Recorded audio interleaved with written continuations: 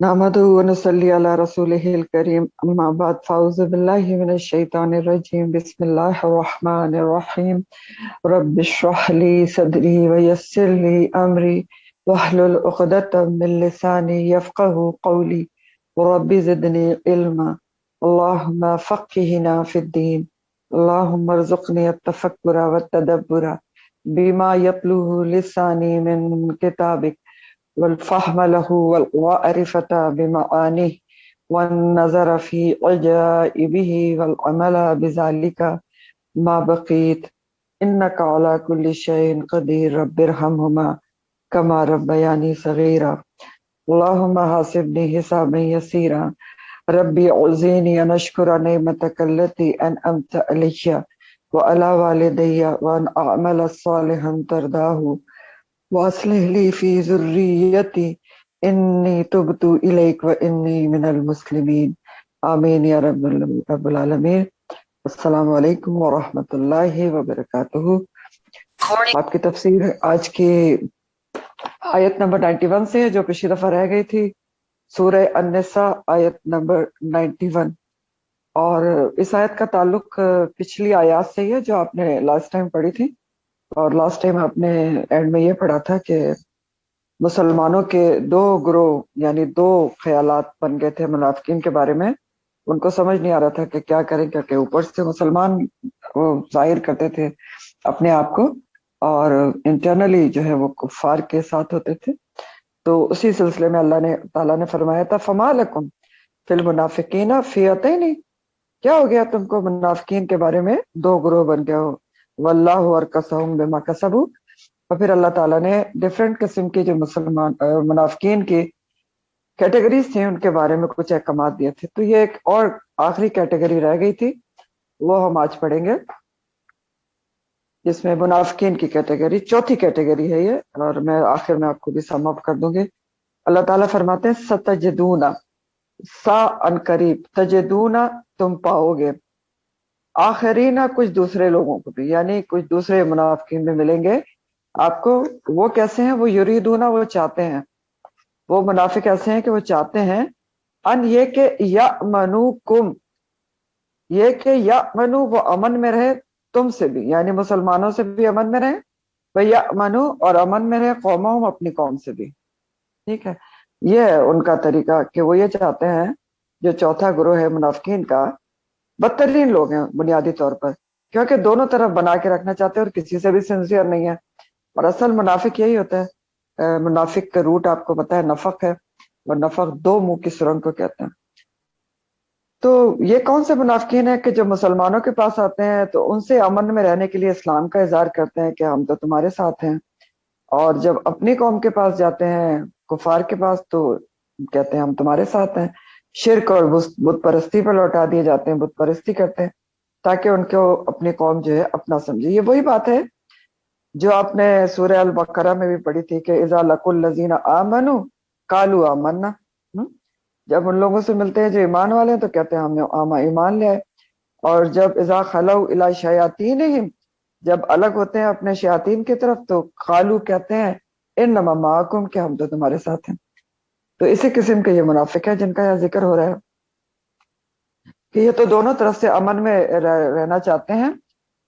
تو کلما ردو، اور یہ جب کبھی بھی پھیرے گئے، لوٹائے گئے، الی الفتنہ تھا، فتنے کی طرف، آزمائش کی طرف، ارکسو الٹا دیے گئے، اوندھا دیے گئے، فیہا اسی میں۔ جب بھی یہ اس قسم کے منافقین فتنے آزمائش کی طرف لوٹائے گئے، جب بھی موقع ملا ان کو فتنے میں پڑنے کا، تو کیا ہوا ان کے ساتھ؟ فوراً ہی فتنے میں اوندھے میں الٹ گئے، بالکل اس کے اندر گر گئے، کیونکہ دونوں طرف بنا کے رکھنا چاہتے ہیں۔ اب فتنہ کیا ہے یہاں پر؟ کلما ردو الی الفتنتی، کہ جب بھی یہ پھیرے گئے فتنے کی طرف تو ارکسو فیہا اسی کے اندر الٹ گئے۔ فتنے سے مراد یہاں پر شرک بھی ہو سکتا ہے اور قتال یعنی جنگ بھی ہو سکتی ہے۔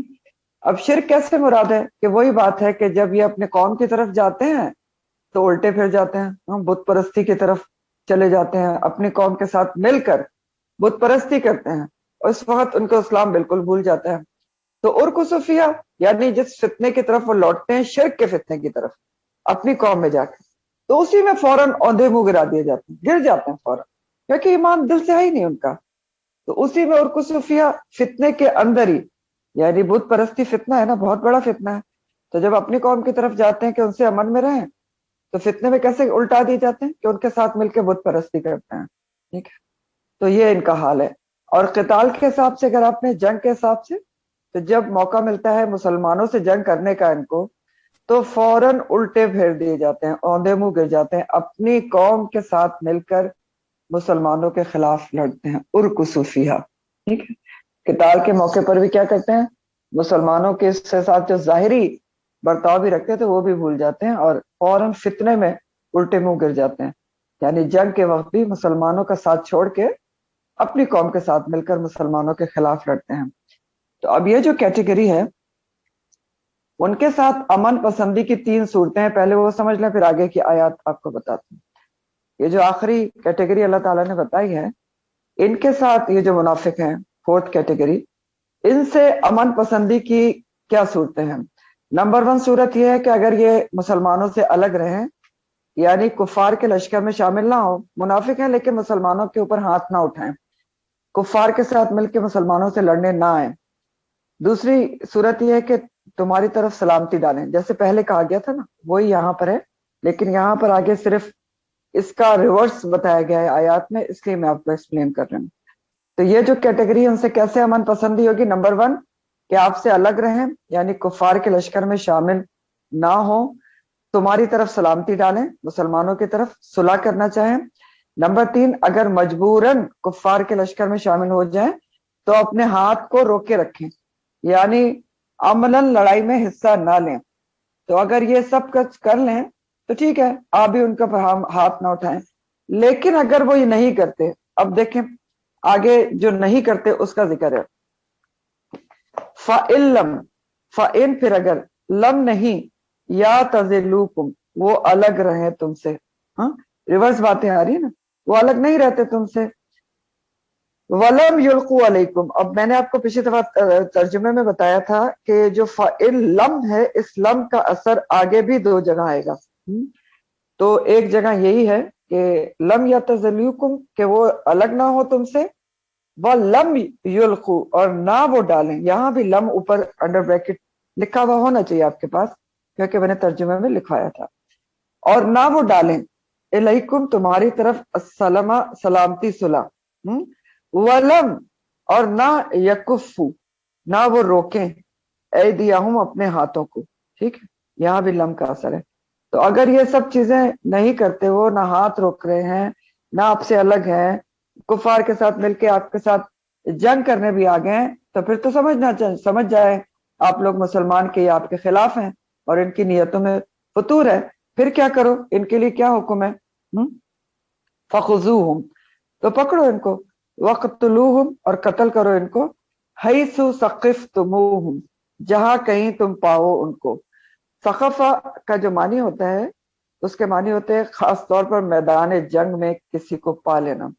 और आपको पिछली दफा भी मैंने बताया था कि ये जो हुक्म होता है ना, फखुज़ूहुम वक़्तुलूहुम, ये नहीं होता है कि जहां भी आपको मिल जाए उनको गर्मों से निकालो, पकड़ो, बाजार में पकड़ो, नहीं, मैदान जंग की बात होती है कि अगर इनके दिल की नियत आपके ऊपर वाज़े है कि ये आपके खिलाफ हैं, हाथ भी नहीं रोके, आपके ऊपर सलामती भी नहीं डालते, अलग भी नहीं रह रहे हैं, दुश्मन के साथ मिलके आपसे लड़ने आ गए हैं, तो मैदान जंग में अब आपको इजाजत है कि आप पकड़े इनको। वक़्तुलूहुम हैसु सक़िफ़्तुमूहुम, जहां कहीं तुम पाओ उनको। क्या क्या, अगर नहीं पकड़ के आप उनको कत्ल करेंगे तो वो आपको कत्ल कर देंगे। उलाइकुम, और यही वो लोग हैं, जअलना, बनाया है हमने, लकुम, तुम्हारे लिए, अलैहिम, इनके खिलाफ, सुल्तानुल मुबीना, खुली दलील बनाई है इनके खिलाफ। हाँ, अल्लाह ताला ने खुली दलील कैसे बनाई है इनके खिलाफ? खुली दलील है कि वो मुसलमानों के खिलाफ अगर लड़ने आ गए हैं तो सुल्तानुल मुबीना है, तो उनकी नीयत में फतूर है, इस्लाम की आड़ में धोखा दे रहे हैं, हाथ भी चला रहे हैं आपके साथ कि लड़ने के लिए अपोजिट कुफार के साथ सामने आ गए हैं। तो सुल्तानुल मुबीन, अल्लाह ताला ने इनके खिलाफ खुली दलील। सुल्तान कौन सी दलील होती है? वो दलील होती है जो वाजे हो और वही इलाही से साबित हो। तो यहाँ वही इलाही से साबित हो रही ना, कि अल्लाह ताला कह रहे हैं कि अगर ये सब कुछ वो करते हैं تو آپ کے پاس پھر پوری کھلی دلیل ہے کہ آپ ان کے اوپر ہاتھ اٹھا سکتے ہیں۔ تو اب آپ جو ہے اس کو سم اپ کر لیں کہ 4 قسم کے کیٹیگریز کا ذکر ہوا منافقین کی۔ اور پہلی کیٹیگری کیا تھی ان آیات میں کہ نمبر 1 جو ہجرت کر کے نہیں آئے، حالانکہ ہجرت فرض تھی، تو ان کے لیے کہا گیا کہ یہ دیکھیں آیت نمبر 89 میں پہلے گروہ کا ذکر تھا، وَدُّوا لَوْ تَكْفُرُونَ كَمَا كَفَرُوا فَتَكُونُونَ سَوَاءً فَلَا تَتَّخِذُوا مِنْهُمْ أَوْلِيَاءَ حَتَّى يُهَاجِرُوا، ٹھیک ہے، فی سبیل اللہ۔ تو یہ پہلی کیٹیگری تھی کہ جب تک وہ ہجرت کر کے نہیں آ جاتے، حالانکہ ہجرت فرض ہے، تو آپ اس کو ولی دوست نہ بنائیں۔ اور اگر میدان جنگ میں یہ والے لوگ مخالف آ جاتے ہیں دل کی خوشی سے، تو پکڑنے اور قتل کی اجازت دی گئی تھی، ٹھیک ہے، کیونکہ انہوں نے ہجرت نہیں کی تو ان کے اخلاص کی اب ثبوت نہیں ملا ہے، انہوں نے قربانی نہیں دی ہے، حتی یہاجروا فی سبیل اللہ، ٹھیک ہے۔ تو اگر ہجرت نہیں کی انہوں نے فَإِن تَوَلَّوْا فَخُذُوهُمْ وَاقْتُلُوهُمْ، تو ان کے اوپر ہاتھ اٹھانے کی اجازت دی گئی کہ پھر آپ کی تلواریں نہیں رکنا چاہیے اگر سامنے سے وہ لڑنے آ گئے۔ دوسری کیٹیگری کون تھی؟ جو کسی قوم کی پناہ میں ہے، ایسی قوم کی جن سے آپ کا امن کا معاہدہ ہے۔ تو ظاہر ہے جب قوم سے امن کا معاہدہ ہے تو اگر وہ ان کی پناہ میں چلے گئے تو آپ کو ان کو بھی امن میں رکھنا پڑے گا۔ تیسری کیٹیگری جو غیر جانبدار رہنا چاہتے تھے، جنگ نہیں کرنا چاہتے، نہ آپ سے جنگ کرنا چاہتے ہیں اور نہ آپ کے خلاف اور نہ آپ کی حمایت میں نہ آپ کی مخالفت میں، جنگ سے ہی بیزار ہیں، کو مجبوری میں اگر آ جاتے ہیں کفار کے ساتھ لیکن ہاتھ نہیں اٹھاتے، روکے رکھتے ہیں، تو تم بھی قتل نہ کرو، ٹھیک ہے۔ 2 ایکسیپشنز بتائی گئے تھے۔ نمبر 4 یہ جو آپ کے سامنے ہے کہ مسلمانوں کو دھوکہ دے کر عملی طور پر کافروں کے ساتھ ہیں، میدان جنگ میں ملتے ہیں، صاف صاف دھوکہ دے رہے ہیں نا، ان سے بھی ادھر بھی امن میں چاہتے ہیں ادھر بھی، لیکن جب کفار کے ساتھ جنگ ہوتی ہے تو کفار کے ساتھ جنگ کرنے کے لیے میدان میں آ جاتے ہیں، تو پھر ان کو میدان جنگ میں جب وہ ملتے ہیں تو پکڑنے، قید کرنے اور قتل کی اجازت ہے۔ پھر فرمایا وما کانا لمؤمن، اور نہیں ہے جائز، وما کانا کا مطلب کیا ہے؟ جائز نہیں ہے، لمؤمن کسی مومن کو، کیا جائز نہیں ہے کسی مومن کو؟ ان یقتلا کہ وہ قتل کر دے، کس کو؟ مومنن کسی مومن کو، الا مگر خطا، مگر خطا سے، کسی مومن کے لیے جائز ہی نہیں کہ وہ کسی مومن کو قتل کر دے، حرام ہے، ممنوع ہے، الا یہ کہ خطا سے قتل ہو جائے، خطا سے، غلطی سے ہو جائے۔ اب اس کا پیچھے کنیکشن کیا ہے پچھلی آیات سے؟ پیچھے آپ کو ایکسیپشن بتائی گئی تھی کہ اگر کوئی مسلمان ہو گیا ہے اور آپ کے ساتھ وہ ہاتھ روکے ہوئے جنگ میں تو اسے قتل نہ کرو، قتل نہ کرو، لیکن ایسا ہوتا تھا کہ کبھی خطا سے بھی ہو جاتا تھا کسی مسلمان کا قتل، یہ تو ڈائریکٹ کانٹیکسٹ ہے، لیکن یہ جو حکم ہے عیسائیت کا وہ عام ہے، اور قتل خطا کے احکامات پہلے بیان ہوں گے، قتل خطا جو خطا سے ہو جاتا ہے۔ تو کسی مومن کو جائز ہی نہیں ہے کہ کسی مومن کا قتل کرے، الا یہ کہ خطا سے ہو جائے، غلطی ہو جائے۔ تو ایک مومن کا دوسرے مومن پر سب سے بڑا حق ہے یہ کہ ایک دوسرے کی جان کی حفاظت کی جائے، اور کسی کی جان لینا ایک بہت بڑا جرم ہے جس کی تلافی ہو ہی نہیں سکتی نا، دیکھیں نا، مال ضائع ہو جائے، کوئی چیز چلی جائے وہ آپ کو واپس مل سکتی ہے، آپ دوبارہ بنا سکتے ہیں، جان ایک دفعہ کسی کی چلی جائے تو کسی قیمت پر اس جان کو کوئی لوٹا نہیں سکتا، ٹھیک ہے، تو اس لیے جان کی حرمت ہے۔ اور ویسے بھی جان کا مالک کون ہے؟ اللہ سبحانہ تعالیٰ ہے، تو کسی بھی انسان کو یہ حاصل ہی نہیں کہ کسی انسان کا خون ناحق بہائے۔ ہاں غلطی سے ایسا ہو سکتا ہے کہ کسی کی جان چلی جائے، الا خطا، غلطی سے ہو سکتا ہے۔ تو اگر قتل خطا کسی سے ہو گیا غلطی سے، خطا جو ہے نا اس کے معنی ہوتے ہیں غلطی سے یا اتفاقاً، جو انسان سے کوئی گناہ یا غلطی ہو جائے۔ خطا کیا ہوتا ہے؟ ایسی غلطی یا گناہ جو انسان کا کرنے کا ارادہ نہ ہو اور اتفاقاً ہو جائے۔ تو قتل خطا کا ذکر ہو رہا ہے سب سے پہلے کہ خطا سے ایسا ہو سکتا ہے غلطی سے کہ مسلمان کا قتل ہو جائے، تو اس میں پھر آگے کفارہ بھی ہے اپنے گناہ کو کی توبہ کے لیے اور استغفار کے لیے، اور دیت بھی ہے حقوق العباد کے طور پہ۔ قتل خطا کا پہلے ذکر ہوگا، اور اس میں کیا ہے؟ دیت بھی ہے حقوق العباد کو ادا کرنے کے لیے، اور کفارہ کس لیے ہے؟ کہ اپنے گناہ کی توبہ اور استغفار کے لیے۔ بخاری کی حدیث کا مفہوم ہے کہ قیامت کے دن جانوں کے بارے میں سب سے پہلے فیصلہ کیا جائے گا، ٹھیک ہے، جانوں کے بارے میں، یعنی حقوق العباد میں سب سے پہلے جو فیصلے ہوں گے وہ خون بہانے کے ہوں گے، اور اللہ کے حق میں کس چیز کا سب سے پہلے فیصلہ کیا جائے گا؟ نماز کا۔ بخاری کی حدیث کا مفہوم ہے مومن اپنے دین میں بڑھتا رہتا ہے جب تک کسی حرام خون کا ارتکاب نہ کرے، ٹھیک، جب کسی حرام خون کا ارتکاب کر لیتا ہے تو دین میں بڑھنا رک جاتا ہے، یہ بتایا جا رہا ہے۔ ترمذی کی حدیث کا مفہوم ہے تین اشخاص ایسے ہیں کہ جن کے علاوہ کسی کا بھی خون بہانا حلال نہیں ہے، حرام ہے۔ وہ تین کون ہیں؟ جن میں خون جان کے بدلے جان لی جا سکتی ہے، یا جان لی جا سکتی ہے، حق کے ساتھ جان لی جا سکتی ہے، ناحق نہیں ہوتا۔ وہ تین اشخاص ہیں، نمبر 1 جان کے بدلے جان، جو قصاص آپ پڑھ چکے ہیں۔ نمبر 2 شادی شدہ زانی، اس کو رجم کیا جاتا ہے۔ نمبر 3 مرتد، آپ کو پتا ہے کہ 3 دن کی اس کو مہلت دی جاتی ہے، اگر توبہ نہ کرے تو واجب القتل ہوتا ہے۔ تو بہرحال قتل کی اقسام ہیں، قتل 3 طرح کا ہوتا ہے۔ ایک قتل عمد ہوتا ہے، جان بوجھ کر جو قتل کرے نیت اور ارادے سے۔ ایک دوسرا ہوتا ہے قتل شبہ عمد، قتل شبہ عمد، یعنی شبہ ہوتا ہے کہ جان بوجھ کر مارا لیکن جان بوجھ کر ایسا کیا نہیں ہوتا، کسی نے جان بوجھ کر کیا نہیں ہوتا، شبہ ہوتا ہے کہ ایسا جان بوجھ کر کیا گیا۔ تیسرا ہوتا ہے قتل خطا۔ تو قتل عمد اور قتل خطا 2 بڑی قسمیں ہیں بہرحال قتل کی۔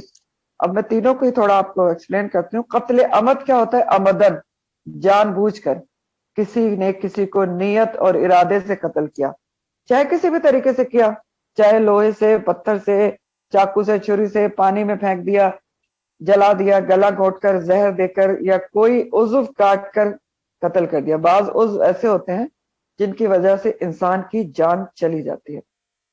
تو قتل عمد کا بدلہ 3 چیزیں آپ پیچھے پڑ چکے ہیں کہ قتل عمد کسی نے کیا ہے جان بوجھ کے، تو اس کو دنیاوی طور پہ کیا ہے؟ اس کو قصاص ہے، یعنی جان کے بدلے اس کی جان لی جائے گی۔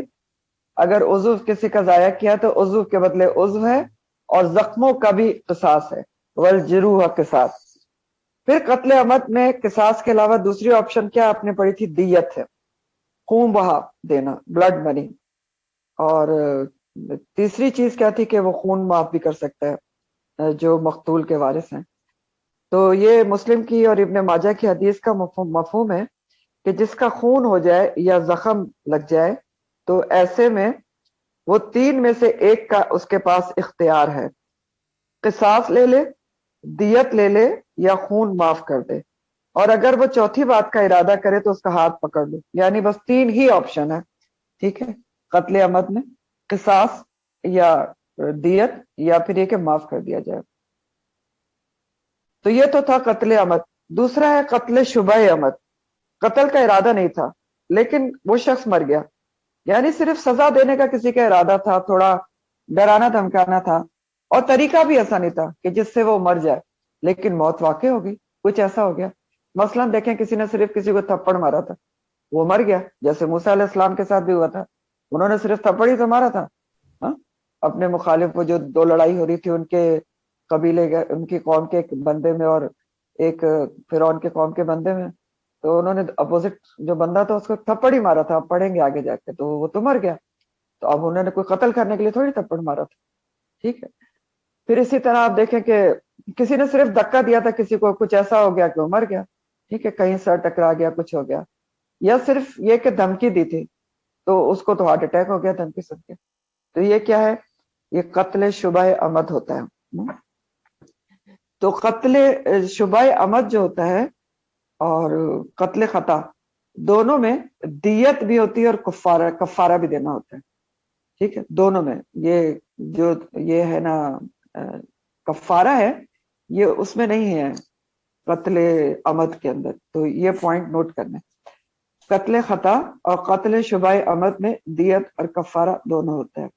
دیت حقوق العباد کے طور پر، اور کفارہ اپنا گناہ کا اثر ختم کرنے کے لیے، توبہ اور استغفار کے لیے۔ دیت جو ہے قتل شبہ عمد ہو یا قتل خطا ہو، اس میں خود قاتل بھی ادا کرتا ہے اور یا اس کے عاقلہ جو رشتہ دار ہوتے ہیں وہ بھی ادا کر سکتے ہیں۔ دیت کے بارے میں آپ کو بتا رہے ہیں، کون ادا کرے گا؟ ظاہر ہے جس سے قتل خطا ہوا ہے وہی ادا کرے گا نا۔ لیکن اگر اس کے پاس نہیں ہے تو اس کے جو عاقلہ ہیں، عاقلہ کن رشتہ داروں کو کہتے ہیں؟ وہ رشتہ دار ہوتے ہیں عاقلہ جو نفع نقصان میں انسان کے ساتھ شریک ہوں، جو آپ کے وارث بھی بن سکتے ہیں۔ تو جو وراثت میں شریک ہوتے ہیں انہی کو عاقلہ کہا جاتا ہے، تو وہ بھی دیت دے سکتے ہیں قاتل کی طرف سے، اور یا قاتل کے ساتھ مل کر دیت دے سکتے ہیں جو عاقلہ ہیں۔ اگر جو قاتل ہے وہ اتنی اس کی استطاعت نہیں ہے کہ وہ دیت دے سکے، پیسے نہیں ہے اس کے، تو وہ یہ کہہ کے چھوٹ نہیں سکتا کہ میں غریب ہوں۔ اسی لیے یہ پوائنٹ رکھا بھی گیا ہے کہ جو عاقلہ ہیں اس کے وہ رشتہ دار جو وراثت میں بھی اس کے ساتھ شامل ہیں تو وہ پھر دیت ادا کریں گے۔ تو یہ کیوں شق رکھی گئی ہے دیت کی ادائیگی کی؟ کہ دیکھیں نمبر 1 پوائنٹ یہی ہے کہ کوئی آسانی سے یہ کہہ کر نہ چھوٹ جائے کہ میں تو غریب ہوں تو میں تو دیت ادا ہی نہیں کر سکتا۔ پھر اس لیے رکھی گئی ہے کہ جو رشتہ دار فائدے میں شریک ہیں، ورثہ ان کو ملتا ہے تو نقصان بھی مل کر ادا کریں، ٹھیک ہے۔ اور پھر یہ کہ اس لیے ان بنیادوں کے اوپر جو ہے عاقلہ کو شریک کیا گیا ہے۔ امام ابو حنیفہ کے نزدیک دیت کی ادائیگی کی زیادہ سے زیادہ مدت 3 سال ہے، یعنی دیت امام ابو حنیفہ کہتے ہیں کہ بہت سے بہت 3 سال کے اندر ادا کر دینی چاہیے۔ کفارہ جو ہے وہ قاتل خود ادا کرے گا، جس سے قتل خطا یا قتل عمد شبہ عمد ہوا ہے تو وہ خود ادا کرے گا کیونکہ گناہ اس سے ہوا ہے۔ تو یہ تھا شبہ عمد۔ تیسرا آپ کو میں نے ابھی کیا بتا دیا؟ قتل عمد بتا دیا اور شبہ عمد بتا دیا۔ تیسرا ہے قتل خطا، یعنی غلطی سے قتل ہو گیا، ارادہ اور نیت نہیں تھی۔ اب مسلمان کوئی جائز کام کر رہا تھا یا کوئی مباح کام کر رہا تھا، جیسے شکار کر رہا تھا، پتھر یا تیر اس نے مارا جانور کو، لیکن وہ کسی دوسرے مسلمان کو لگ گیا اور وہ مر گیا، ٹھیک ہے۔ یا پھر کوئی اپنا پسٹل صاف کر رہا تھا، پسٹل لوڈڈ تھا، اب وہ چل گیا، ٹھیک، اور کسی کو لگ گیا اور وہ مر گیا۔ یا جیسے عام طور پر ایکسیڈنٹ ہوتے ہیں، جو گاڑی سے کوئی سامنے آ جاتا ہے، ٹکر لگ جاتی ہے، تو یہ سب کیا ہے؟ قتل خطا ہے۔ ایک اور بھی کیٹیگری ہے قتل خطا کی کہ کسی ہنگامے لڑائی وغیرہ میں کوئی مسلمان غلطی سے کافر سمجھ کر مار دیا جائے، جیسا کہ غزوہ احد میں ہوا بھی تھا۔ غزوہ احد میں جب بدحواسی پھیلی تھی کہ مسلمان آگے پیچھے سے گھیر لیے گئے تھے تو کچھ پتہ نہیں چل رہا تھا کہ کون کیا ہے، تو ایسے میں حضرت حذیفہ بن یمان کے والد یمان رضی اللہ تعالیٰ عنہ خود مسلمانوں کے ہاتھوں مار دیے گئے تھے، حالانکہ وہ کہہ رہے تھے کہ میں مسلمان ہوں اور میں یمان ہوں، پتہ ہی نہیں چلا۔ تو بہرحال قتل خطا کی کئی قسمیں اور کئی سچویشنز ہو سکتی ہیں۔ تو قتل خطا میں کیا ہے؟ دیت ہے اور کفارہ ہے، ٹھیک ہے، دیت ہے اور کفارہ ہے، معافی بھی ہو سکتی ہے۔ اور قتل خطا کے احکامات ہی آگے بیان ہو رہے ہیں۔ اب آپ آگے کی آیات دیکھیں کہ قتل خطا کے احکامات ہیں، وما کان لمؤمن ان یقتل مؤمنا الا خطا، ٹھیک ہے، اللہ مگر یہ کہ کسی مومن کو یہ جائز ہی نہیں کہ کسی مومن کو قتل کر دے، ہاں غلطی سے ایسا ہو سکتا ہے۔ تو اگر غلطی سے یہ ہو جائے، کیا ہو جائے کہ کسی مومن کا قتل ہو جائے مومن سے، ومن قتل مومنا خطا، اگر کوئی قتل کر دے مومن غلطی سے کسی مومن کو، تو اب اس کو کیا کرنا ہوگا؟ پہلی سچویشن ہے، کیا ہے پہلی سچویشن؟ غلطی سے کسی مومن کا قتل ہو گیا ہے، کسی مومن سے ہی، تو اب وہ کیا کرے گا؟ فتحریر، تو آزاد کرنا ہے، رغبتن ایک گردن کا، المومنہ مومن کا، ایک مومن کی گردن آزاد کرنا ہے اس کو۔ اور یہ کیا ہے؟ یہ کفارہ ہے اس کا، ٹھیک ہے، کفارہ ہے، یہ اپنے گناہ کی معافی کے لیے یہ ایسا کرے گا، ٹھیک ہے، توبہ استغفار کے لیے ایسا کرے گا۔ تو کیا کرے گا؟ فتحریر، تحریر کا جو لفظ ہے وہ حر سے ہے، حر کہتے ہیں آزاد بندے کو، آزاد آدمی کو، اور حرہ یحرر تحریر کے مطلب ہوتے ہیں آزاد کرنا۔ تو اور رغبہ کہتے ہیں گردن کو، تو ایک گردن آزاد کرنا ہے اس کو اگر کسی مومن کا قتل خطا سے ہو گیا، ٹھیک ہے۔ ठीक, वमन कतला मोमिनन खतान, गौर से आयात को देखें। तो अब पहला काम वो क्या करेगा कि एक गर्दन आजाद करेगा, यानी गुलाम या लौंडी आजाद करेगा। ठीक है, अब गुलाम या लौंडी आजाद करने में अगली शर्त क्या बताई है उसने, अल्लाह ताला सुब्हान ताला ने, मोमिनतन, मोमिन गुलाम या लौंडी आजाद करनी। अगर अपने पास है तो उसको आजाद कर दे, अगर नहीं है तो दूसरे के गुलाम या लौंडी को खरीद कर मुकातबत अदा करके आजाद करेगा, और ये कफारा होगा कातिल के गुनाह का, गुनाह से तौबा और इस्तगफार करने के लिए। ठीक, पहला काम हो गया। दूसरा काम क्या करेगा जिससे कत्ल खता हो गया, वदीयतुन, और दियत देनी है, खून बहा देना है।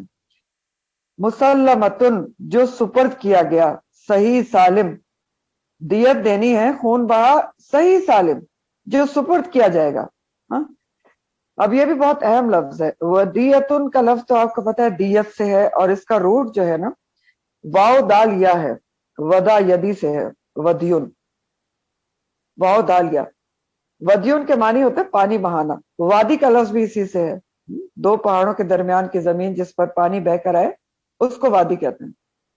तो एक तो उसने अपना कफारा देना है कि एक मोमिन गुलाम या लौंडी आजाद करे, दूसरा उसने जिसका नुकसान किया है, कत्ले खता किया है, तो वह अब मकतूल जो खता से कत्ल हो गया है उसके घर वालों को दियत अदा करनी होगी, खून बहा के तौर पर मकतूल के वरसा को। लेकिन दियत की शर्त क्या है, मुसल्लमतुन है, जो सुपुर्द की जाएगी, सही सालिम दी जाएगी। अब ये लफ्ज भी खास अहमियत का आमिल है कि इसके क्या मानी है, खाली दियत भी तो कहा जा सकता था, मुसल्लमतुन क्यों कहा गया है, मुकम्मल तौर पर सही सालिम दियत मकतूल के वरसा के हाथ पर रखनी है। अब देखें इसकी क्या अहमियत है मुसल्लमतुन की, यानी आधा अधूरा काम नहीं करना आपने, जबानी कलामी काम नहीं होगा कि ये इतनी दियत तुम मुझसे ले लो और फला पर मेरा इतना कर्ज है तो बाकी उससे ले लेना, या इतनी ले लो, या और फला चीज मैं तुमको बताता हूँ मेरी फला जगह ऐसी है, जाओ उसको बेचो और उससे ले लेना, तो ये नहीं करना होगा। पूरी पूरी दियत जो तय हुई है मुसल्लमतुन, वो आपने उसके हवाले करनी है, आले ही इला आले ही, उसके मकतूल के घर वालों की तरफ जो वारिस है, उनको देनी है। तो ये सब नहीं करना, मुसल्लमतुन ना दें और आप कहें कि अच्छा बाकी फला से उधारे ले लो या फला चीज भेज दो, क्यों नहीं करना, क्योंकि पहले ही उनका बहुत बड़ा नुकसान हो गया है, तो मजीद आप उनको ख्वार नहीं करेंगे कि आप अब जाएं ऐसे ले लें और वैसे ले लें, नहीं, पूरी पूरी दियत जो है यकमुश्त उनके हाथ में रखें। तो पहली सिचुएशन यहाँ पर क्या बताई गई कत्ले खता की, कि अगर मकतूल भी मोमिन था और वरसा भी मुसलमान है तो आपने दियत अदा करनी है और कफारा भी आप अपना अदा करेंगे। ठीक है, अब दियत कितनी होगी, दियत कितनी होनी चाहिए, ये अहादीस से हमें पता चलता है कि जमाने कदीम से और बल्कि जमाने जाहिलियत से ही दियत का जो मेयार था वो 100 ऊंट या उसके बराबर की रकम अदा करनी होती थी, 100 ऊंट या उसके बराबर की रकम, या उतना सोना या चांदी जितना 100 ऊंट की रकम होती है। फिर बास रिवायात में 10,000 दरम की बात भी आती है या 8,000 दरम की बात भी आती है, और 800 दिनार भी मिलते हैं कि दियत दी गई। हजरत उमर फारूक रजी अल्लाह ताला अन्हु के जमाने में उन्होंने जो दियत दिलवाई वो हैसियत के मुताबिक भी दिलवाई कि किस इंसान का क्या पेशा है, तो वो उन्होंने तय की एज ए खलीफा और फिर दियत दिलवाई। आजकल क्या होगा कि जो हुकूमत वक्त दियत मुकर्रर करती है, सरकारी तौर पर मुकर्रर की जाती है दियत, ठीक है, आपस में मुकर्रर नहीं होती, हुकूमत बताएगी या अदालत बताएगी कि इतनी दियत है, फिर वो दियत अदा की जाएगी। लेकिन अरब ममालिक में और इवन मिडिल ईस्ट में आज भी 100 ऊँटों की कीमत का तखमीना लगाया जाता है, और फिर 100 ऊँटों की जितनी कीमत होती है उतनी जो दियत है वो अदा की जाती है। ठीक है, तो बहरहाल आज हुकूमत तय करेगी, आप खुद से दियत नहीं तय कर सकते आपस में, तो दियत तय कौन करेगा, हुकूमत वक्त तय करेगी, या फिर इस्लामी तरीके से आप तय करें कि 100 ऊँटों की कीमत अदा कर दें। तो यह है इसका तरीका। किसको देनी होगी, हाँ, इला आले ही, जो उसके घर वाले हैं, मैयत के जो तरके के वारिस है ना, जो बुरसा है उसके, जो तरका जिनको मिलता है उनको आप दियत अदा करें, तरका जिनको मिलता है, ठीक, उनको दियत अदा की जाएगी। कौन अदा करेगा ये तो अभी आपको मैंने बता दिया। قاتل خود ادا کرے گا، نہیں کر سکتا تو اس کے عاقلہ مل کر ادا کریں گے جو دیت ہے اس کی۔ اور آگے اللہ تعالیٰ نے فرمایا کہ یہ دو چیزیں تو بتائیں اللہ تعالیٰ نے کہ ایک آپ نے غلام آزاد کرنا ہے، وہ تو کرنا ہی کرنا ہے آپ نے کیونکہ آپ کا کفارہ ہے، یا لوڈی آزاد کرنی ہے لیکن مومن ہو۔ دوسرا کام بتایا حقوق العباد کیسے ادا ہوں گے کہ ودیۃ مسلمۃ الی آلہ۔ تیسری بات اب یہاں یہ بتائی جا رہی اللہ یہ کہ اللہ ان یصدقوا کہ وہ صدقہ کر دیں، معاف کر دیں۔ یہ بھی ہو سکتا ہے نا، ایک تیسری آپشن ہے کہ جو قتل خطا جس کا ہوا ہے اس کے جو لوائقین ہے وہ آپ کو خوں بہا معاف کر دیں۔ کفارہ تو آپ نے کرنا ہی ہے کیونکہ وہ تو ظاہر ہے آپ کی توبہ قبول ہونے کا طریقہ ہے۔ تو دیت جو ہے ہو سکتا ہے کہ وہ صدقہ کر دیں تو ٹھیک ہے، وہ معاف کر دیں تو معاف کر دیں، معاف ہو جائے گی دیت۔ یتصدقوا کا لفظ جو ہے بنیادی طور پر یتصدقوا تھا، یتصدقوا، ٹھیک ہے، اور تصدق سے ہے تصدقہ۔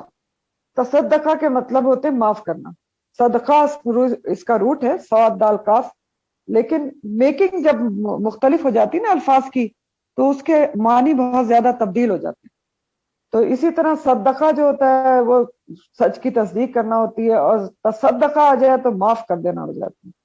تو تیسری آپشن دیت کے مقابلے میں یہ ہے کہ اگر دیت وہ معاف کر دیں جو مقتول کے ورثہ ہیں تو وہ معاف ہو جائے گی، یہ بتایا جا رہا ہے۔ اللہ یہ کہ تو اللہ کے حق میں تبدیلی ہو جائے گی کہ سوری دیت، ہاں تین آپشنز آپ کے پاس آ گئے۔ ایک یہ ہے کہ آپ نے جو کفارہ ہے وہ تو ادا کرنا ہی ہے، ٹھیک ہے، دیت جو ہے وہ آپ کو دینی ہے، لیکن دیت کے بارے میں یہ ہو سکتا ہے کہ میت کے جو ورثہ ہیں وہ آپ کو معاف کر دیں، صدقہ کر دیں۔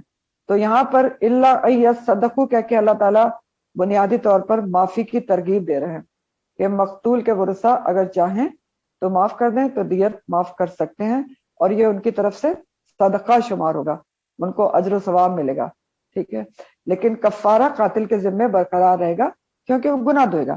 دیت معاف ہو سکتی ہے، یاد رکھیں۔ دوسری سچویشن کیا ہے؟ اب یہ تو ایک سچویشن تھی کہ مقتول بھی مومن تھا اور ورثہ بھی اس کے مومن ہے۔ دوسری سچویشن ہے فَإِن كَانَ، پھر اگر ہے وہ کون؟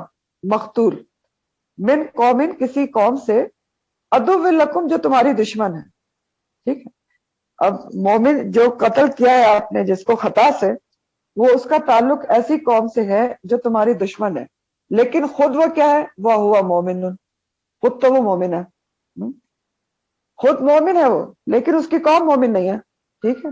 اور یہ تو بہت عام تھا عرب میں، عام سچویشن تھی کہ جو کوئی قوم میں سے ایک شخص مسلمان ہو جاتا تھا لیکن اس کی قوم جو تھی وہ مسلمان نہیں ہوتی تھی، قبیلہ مسلمان نہیں ہوتا تھا۔ تو دوسری سچویشن یہ ہے فَإِن كَانَ مِن قَوْمٍ عَدُوٍّ لَكُمْ وَهُوَ مُؤْمِنٌ، مقتول خود تو مسلمان ہے لیکن اس کا تعلق جس قوم سے وہ تمہاری دشمن ہے، دشمن ہے، حربی دشمن ہے، حربی کافر ہے۔ حربی کافر کون ہوتا ہے؟ جس سے کسی وقت بھی جنگ ہو سکتی ہے، اس سے آپ کا اس سے تعلق ہے، اس کا قبیلہ مسلمان نہیں ہوا تھا، قوم مسلمان نہیں ہے، جس کا قتل خطا سے ہوا وہ مسلمان ہے۔ تو اب جو جس سے ہو گیا ہے قتل قاتل، اس کو کیا کرنا ہے؟ اب کیا کرنا ہے اس نے؟ اب اس نے صرف یہ کرنا ہے فتحریر رغبت مومنہ، صرف اس نے غلام یا لوڈی آزاد کرنی ہے مومن، یعنی صرف کفارہ وہ ادا کرے گا اپنے گناہ کو دھونے کے لیے، دیت نہیں دے گا۔ تو دیت کیوں نہیں دے گا؟ کیونکہ دیکھیں اس جو مقتول ہے اس کا تعلق کس سے تھا؟ دشمن قوم سے تھا، حربی کافر تھے۔ تو اگر دیت دشمن قوم میں جائے گی تو مسلمانوں کے خلاف استعمال ہو سکتی ہے، نمبر 1 پوائنٹ۔ تو اس لیے اس سچویشن میں دیت نہیں ہے کہ اگر مقتول خود مسلمان تھا لیکن تعلق اس کا دشمن قوم سے تھا تو اب دیت نہیں ہے، صرف کفارہ ہے۔ اس کا پہلا پوائنٹ یہ ہے کہ دشمن قوم میں جائے گی، مسلمانوں کے خلاف استعمال ہوگی۔ دوسرا پوائنٹ یہ ہے کہ حدیث مفہوم کے مطابق مومن کا وارث کافر نہیں ہو سکتا، ٹھیک ہے، یہ تو آپ پڑھ بھی چکے ہیں نا قصاص میں، مومن کا وارث کافر نہیں ہو سکتا، تو دیت ورثہ کو ہی دی جاتی ہے نا، تو اس لیے دیت بھی ان کو نہیں دی جا سکتی، ٹھیک۔ تو یہ دوسری سچویشن تھی۔ پھر ایک تیسری سچویشن بتائی جا رہی ہے، وَإِن كَانَ، پھر اگر ہے وہ کون؟ مقتول، من قومن ایک ایسی قوم سے، بینکم تمہارے درمیان، و بینہم اور ان کے درمیان، میثاقن پختہ عہد ہے۔ کس چیز کا عہد ہے؟ امن کا معاہدہ ہے۔ جس مسلمان کا قتل خطا سے ہو گیا ہے آپ سے، مسلمان سے، ٹھیک ہے، اس کا تعلق کس قوم سے تھا کہ وہ قوم جو ہے اس سے آپ کا امن کا معاہدہ ہے، یعنی قوم اس کی جو ہے وہ امن کا معاہدہ ہے، چاہے مسلمان ہے یا کافر ہے، لیکن قوم سے آپ کا امن کا معاہدہ ہے، امن کا معاہدہ ہے۔ مقتول ابھی بھی مومن تھا، قوم کو صرف زیر نظر رکھیں۔ پچھلی سچویشن میں کیا تھا کہ قوم جو ہے وہ دشمن تھی، مقتول تو مسلمان ہی تھا۔ اب اس میں کیا ہے کہ قوم جو ہے وہ چاہے وہ کوئی بھی ہے، چاہے مسلمان ہے یا نہیں ہے، لیکن آپ کا اس سے معاہدہ امن ہے، صلح کا معاہدہ کیا ہوا ہے، چاہے قوم مسلمان ہے یا کافر ہے۔ مقتول مسلمان ہی تھا، تو اب کیا ہوگا؟ وہی پہلے والا سچویشن ہے، اب آپ کو دیت بھی ادا کرنی ہوگی اور کفارہ بھی، ٹھیک ہے۔ اگر کسی ایسی قوم سے تھا مقتول مسلمان کہ بینکم و بینہم میثاقن پختہ عہد ہے، فدیتن تو خوں بہا ادا کرنا ہے، وہی مسلمۃ الی آلہ و تحریر، اور غلام بھی آزاد کرنا ہے، تحریر رغبتن مومنہ، ٹھیک ہے۔ تو یہی پہلے والے کی سچویشن کی طرح آپ کو اس کی کفارہ بھی دینا ہے اور اس کی دیت بھی دینی ہے، ٹھیک ہے۔ ابھی آخر میں سم اپ بھی کر دوں گی تینوں سچویشن۔ اب آگے اگر اللہ تعالیٰ کیا کہہ رہے ہیں، فمن لم یجد، پھر اگر کوئی نہ پائے، کیا نہ پائے، اس بات کو اچھی طرح سمجھ لیں۔ اب یہ اس بات کے بات آ رہی ہے کہ وَالتَّحْرِيرُ رَغَبَةٍ مُؤْمِنَةٍ، کہ آزاد کرنا ہے ایک گردن کا جو مومن ہوگی، غلام آزاد یا لونڈی آزاد کرنی ہے دیت کے طور پر۔ پھر کہا گیا فَإِن لَمْ يَجِدْ، پھر اگر کوئی نہ پائے، کیا نہ پائے، قتل خطا ہو گئی ہے، اب وہ کفارہ ادا کرنا چاہتا ہے مسلمان، لیکن اس کے پاس غلام آزاد کرنے کے لیے نہیں ہے، یا غلام خرید کر آزاد کرنے کے لیے پیسے نہیں ہیں، ولم یجد کے یہ معنی ہے، ٹھیک ہے۔ یہ جو بات ہے وہ اس کے ساتھ ہے، ولم یجد کے ساتھ، کہ فمن لم یجد کہ تحریر رغبتن مومنہ کے ساتھ ہے۔ تو اب کفارہ ادا کرنے سے وہ قاصر ہے جس سے قتل خطا ہو گیا ہے، پیسے نہیں ہے اس کے پاس، اور خود اس کے پاس غلام بھی نہیں ہے، اور جیسے آج کل بھی تو ہو سکتا ہے نا، غلام نہیں ہے اس کے پاس، غلام ہوتے ہی نہیں آج کل، تو پھر اب وہ کیا کرے گا؟ غلام آزاد نہیں کر سکتا، استطاعت نہیں ہے، پیسے نہیں ہے، تو اب وہ کیا کرے گا پھر اپنا کفارہ ادا کرنے کے لیے، اپنی گناہ کی توبہ کرنے کے لیے کہ استغفار اس کے قبول ہو جائے؟ وہ یہ کرے گا فصیام، بس روزے رکھنا ہے، کتنے؟ شہرینی، 2 ماہ، شہر کا تسنیہ ہے۔ کیسے رکھنے ہیں؟ متتابعینی، مسلسل لگاتار 2 ماہ کے روزے رکھنے ہیں، لگاتار رکھنے ہیں، بیچ میں ناغہ نہیں دینا۔ متتابعین کا جو لفظ ہے نا، اس کا روٹ تبع ہے، اتباع جو ہوتا ہے نا، تابع اور اتباع، لیکن یہ لفظ بنیادی طور پر تتابع سے ہے، تتابع کے معنی ہوتے ہیں لگاتار کوئی کام کرنا بلا گیپ کے، اور متتابع کی جمع ہے، متتابع کی جمع متتابعین، اسم فاعل جمع مذکر ہے، اور متتابعین کون ہوتے ہیں؟ مسلسل کام کرنے والے۔ تو اب اگر غلام وہ آزاد نہیں کر سکتا، استطاعت نہیں ہے، پیسے نہیں ہے، کچھ نہیں ہے، لیکن کفارہ تو اس نے ادا کرنا ہے، تو اب کیا کرے گا؟ 2 ماہ کے لگاتار روزے رکھنے ہوں گے قتل خطا کرنے والے قاتل کو، بغیر کسی شرعی عذر کے روزہ نہیں چھوڑا جا سکتا، لگاتار ہے 2 ماہ کے، شروع کر دیے تو آپ نے لگاتار رکھنے ہیں۔ شرعی عذر کیا ہوتا ہے؟ کہ حیض یا نفاس وغیرہ ہو گیا، یا شدید بیماری لاحق ہو جائے کہ روزہ نہ رکھ سکے، اس کے یہ شرعی عذر ہے۔ اگر بلا شرعی عذر کے 2 مہینے میں سے کوئی بھی ایک روزہ چھوڑ دیا تو دوبارہ گنتی شروع کرنی پڑے گی۔ تو یہ ہے کفارے کا آلٹرنیٹ، کہ اگر غلام آزاد نہیں کر سکتے تو پھر آپ کیا کریں گے کفارے کے لیے قتل خطا میں؟ فصیام شہرین متتابعین توبۃ من اللہ، یہ توبہ ہے اللہ کی طرف سے، یعنی یہ جو آپ نے روزے رکھنے ہیں وہ کیا ہے؟ یہ کفارہ ہے کہ اللہ تعالیٰ کی طرف سے توبہ قبول کرنے کا ذریعہ بن جائے گا، توبۃ من اللہ، کہ ایک کفارے کی وجہ سے آپ کی توبہ قبول ہو جائے گی، تو اللہ کے حق میں تبدیلی ہو جائے گی، کفارہ بدل کے آپ روزے رکھ سکتے ہیں 2 ماہ کے۔ لیکن جو بندے کا حق ہے دیت وہ برقرار رہے گی. اگر آپ کے پاس پیسے نہیں بھی ہیں تو عاقلہ ادا کر دیں گے مل جل کے رشتہ دار. کفارہ قاتل کو خود ادا کرنا ہوتا ہے, دیت عاقلہ مل کر ادا کر سکتے ہیں. اور اگر عاقلہ بھی غریب ہوں کہ وہ کہیں کہ ہمارے پاس بھی پیسے نہیں ہیں, تو پھر حکومت وقت جو ہے وہ دیت ادا کرتی ہے, لیکن دیت ادا کی جاتی ہے. تو توبۃ من اللہ, یہ کفارہ اللہ کی طرف سے توبہ قبول کرنے کا ذریعہ ہے. وکان اللہ, اور ہے اللہ تعالی, علیما حکیما, بہت علم والا ہے. علم والا ہے کہ اگر غلطی سے ایکسیڈنٹلی کسی سے کوئی قتل ہو گیا ہے تو اللہ تعالیٰ دیت اور کفارہ دے کر معاف کر دیں گے. کفارہ دینے سے امید ہے کہ وہ گناہوں سے پاک ہو جائے گا, اور حقوق العباد کے طور پر دیت ادا کر دے گا. اور حکیماً, اللہ تعالیٰ بہت حکمت والے ہیں, حکمت سے فیصلہ کرنے والے ہیں کہ یہ سب کچھ کر کے روز قیامت بھی اس کی حکمت کی وجہ سے آپ قتل خطا اگر آپ کا ہو گیا ہے تو آپ سزا سے بچ جائیں گے. ابھی تھوڑا سا میں آپ کو اس کا سم اپ بھی کر دیتی ہوں. یہاں پر 3 سچویشنز بتائی گئی ہیں قتل خطا کی, 3 صورتیں ہیں, اور اس میں بتایا گیا کہ کفارہ اور کیا ہے آپ کا. نمبر 1 سچویشن یہ کہ مسلمان مقتول تھا اور مسلمانوں ہی میں موجود تھا, اس کی قوم بھی مسلمان تھی. اس کا کفارہ مسلمان غلام آزاد کرنا ہے اور دیت بھی ہے. ٹھیک ہے, غلام نہ ملنے کی صورت میں متواتر 2 ماہ کے روزے رکھے گا. ایک سچویشن ہو گئی. دوسری سچویشن تھی مسلمان مقتول جو تھا مسلمان تھا, لیکن وہ غیر مسلموں میں رہتا تھا. اس کی قوم جو ہے وہ حربی قوم ہے, یعنی کبھی بھی جن سے لڑائی ہو سکتی ہے, جیسے انڈیا ہماری کبھی بھی اس سے لڑائی ہو سکتی ہے. ان سے تعلق رکھتا تھا, غیر مسلموں سے تعلق رکھتا تھا, لیکن خود وہ مسلمان ہو گیا تھا. تو اب کیا کرنا ہوگا؟ صرف اس کا کفارہ مسلمان غلام آزاد کرنا ہوگا, یا آلٹرنیٹ کی شکل میں آپ کو 2 ماہ کے روزے رکھنے ہوں گے.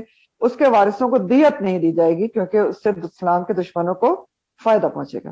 نمبر 3 سچویشن تھی کہ اگر مسلمان مقتول ایسے غیر مسلموں سے تعلق رکھتا ہے جن کے درمیان اور آپ کے درمیان امن کا معاہدہ ہے, تو اس کا پھر وہی سچویشن ہے, آپ کو کفارہ بھی ادا کرنا ہے اور جو دیت بھی ان کو ادا کرنی ہے, کیونکہ ان سے آپ کا امن کا معاہدہ ہے.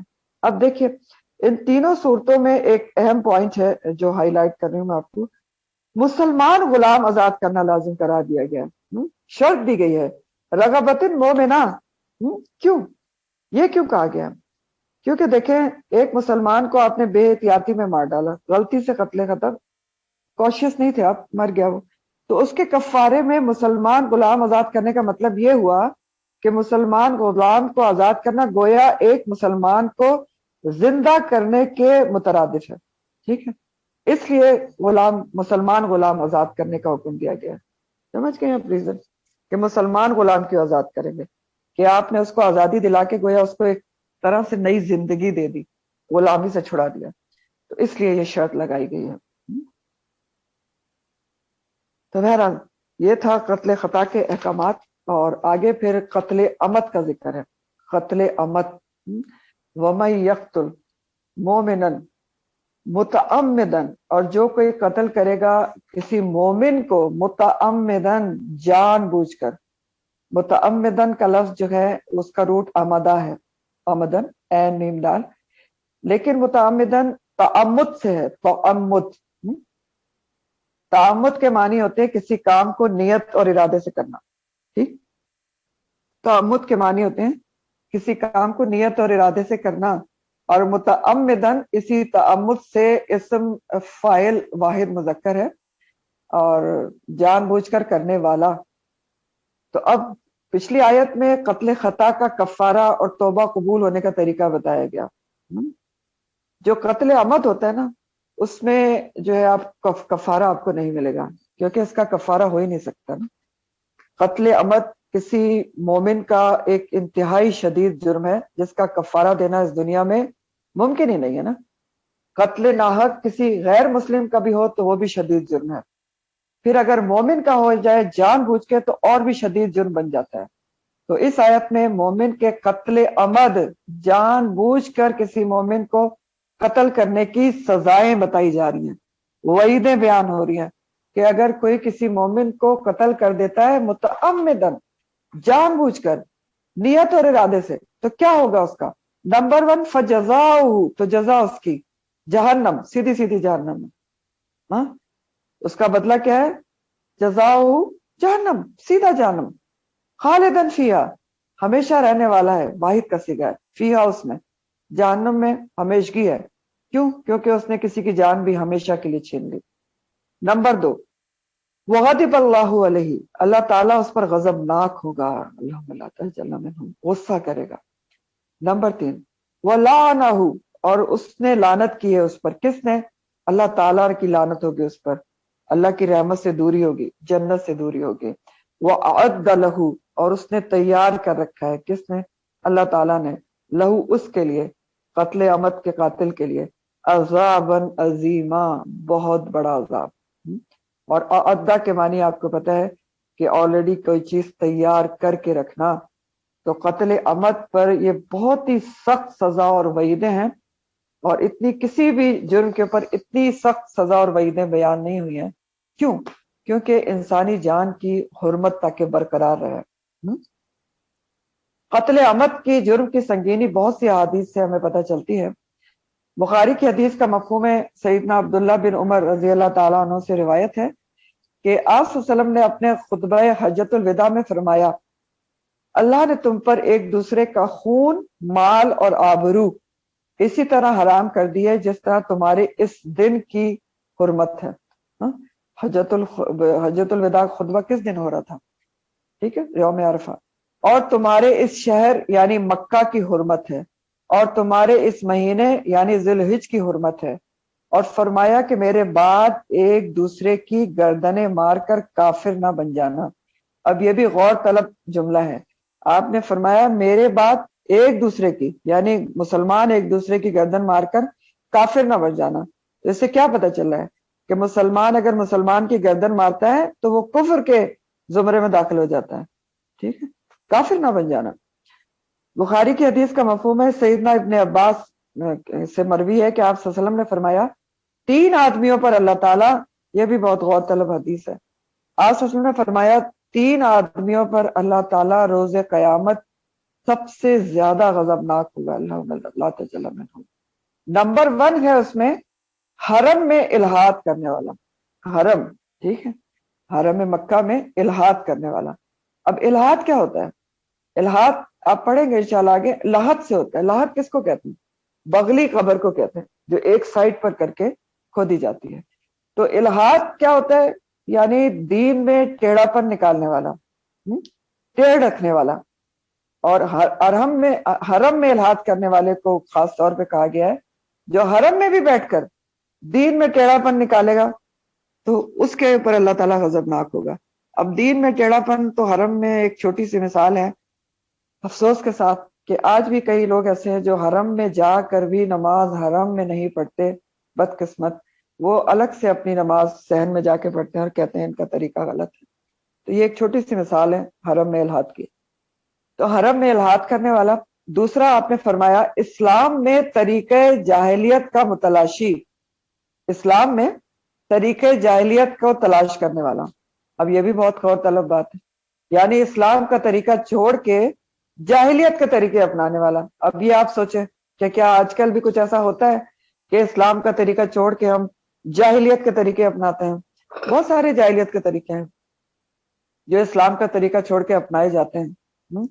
تو اللہ تعالیٰ سب سے زیادہ غضبناک ہوگا، وہ 3 کیٹیگریز بتائی جا رہی ہیں۔ نمبر 1 حرم میں الحاد کرنے والا، نمبر 2 اسلام میں طریقہ جاہلیت کو تلاش کرنے والا، نمبر 3 ناحق کسی کا خون بہانے کا طالب، ٹھیک ہے۔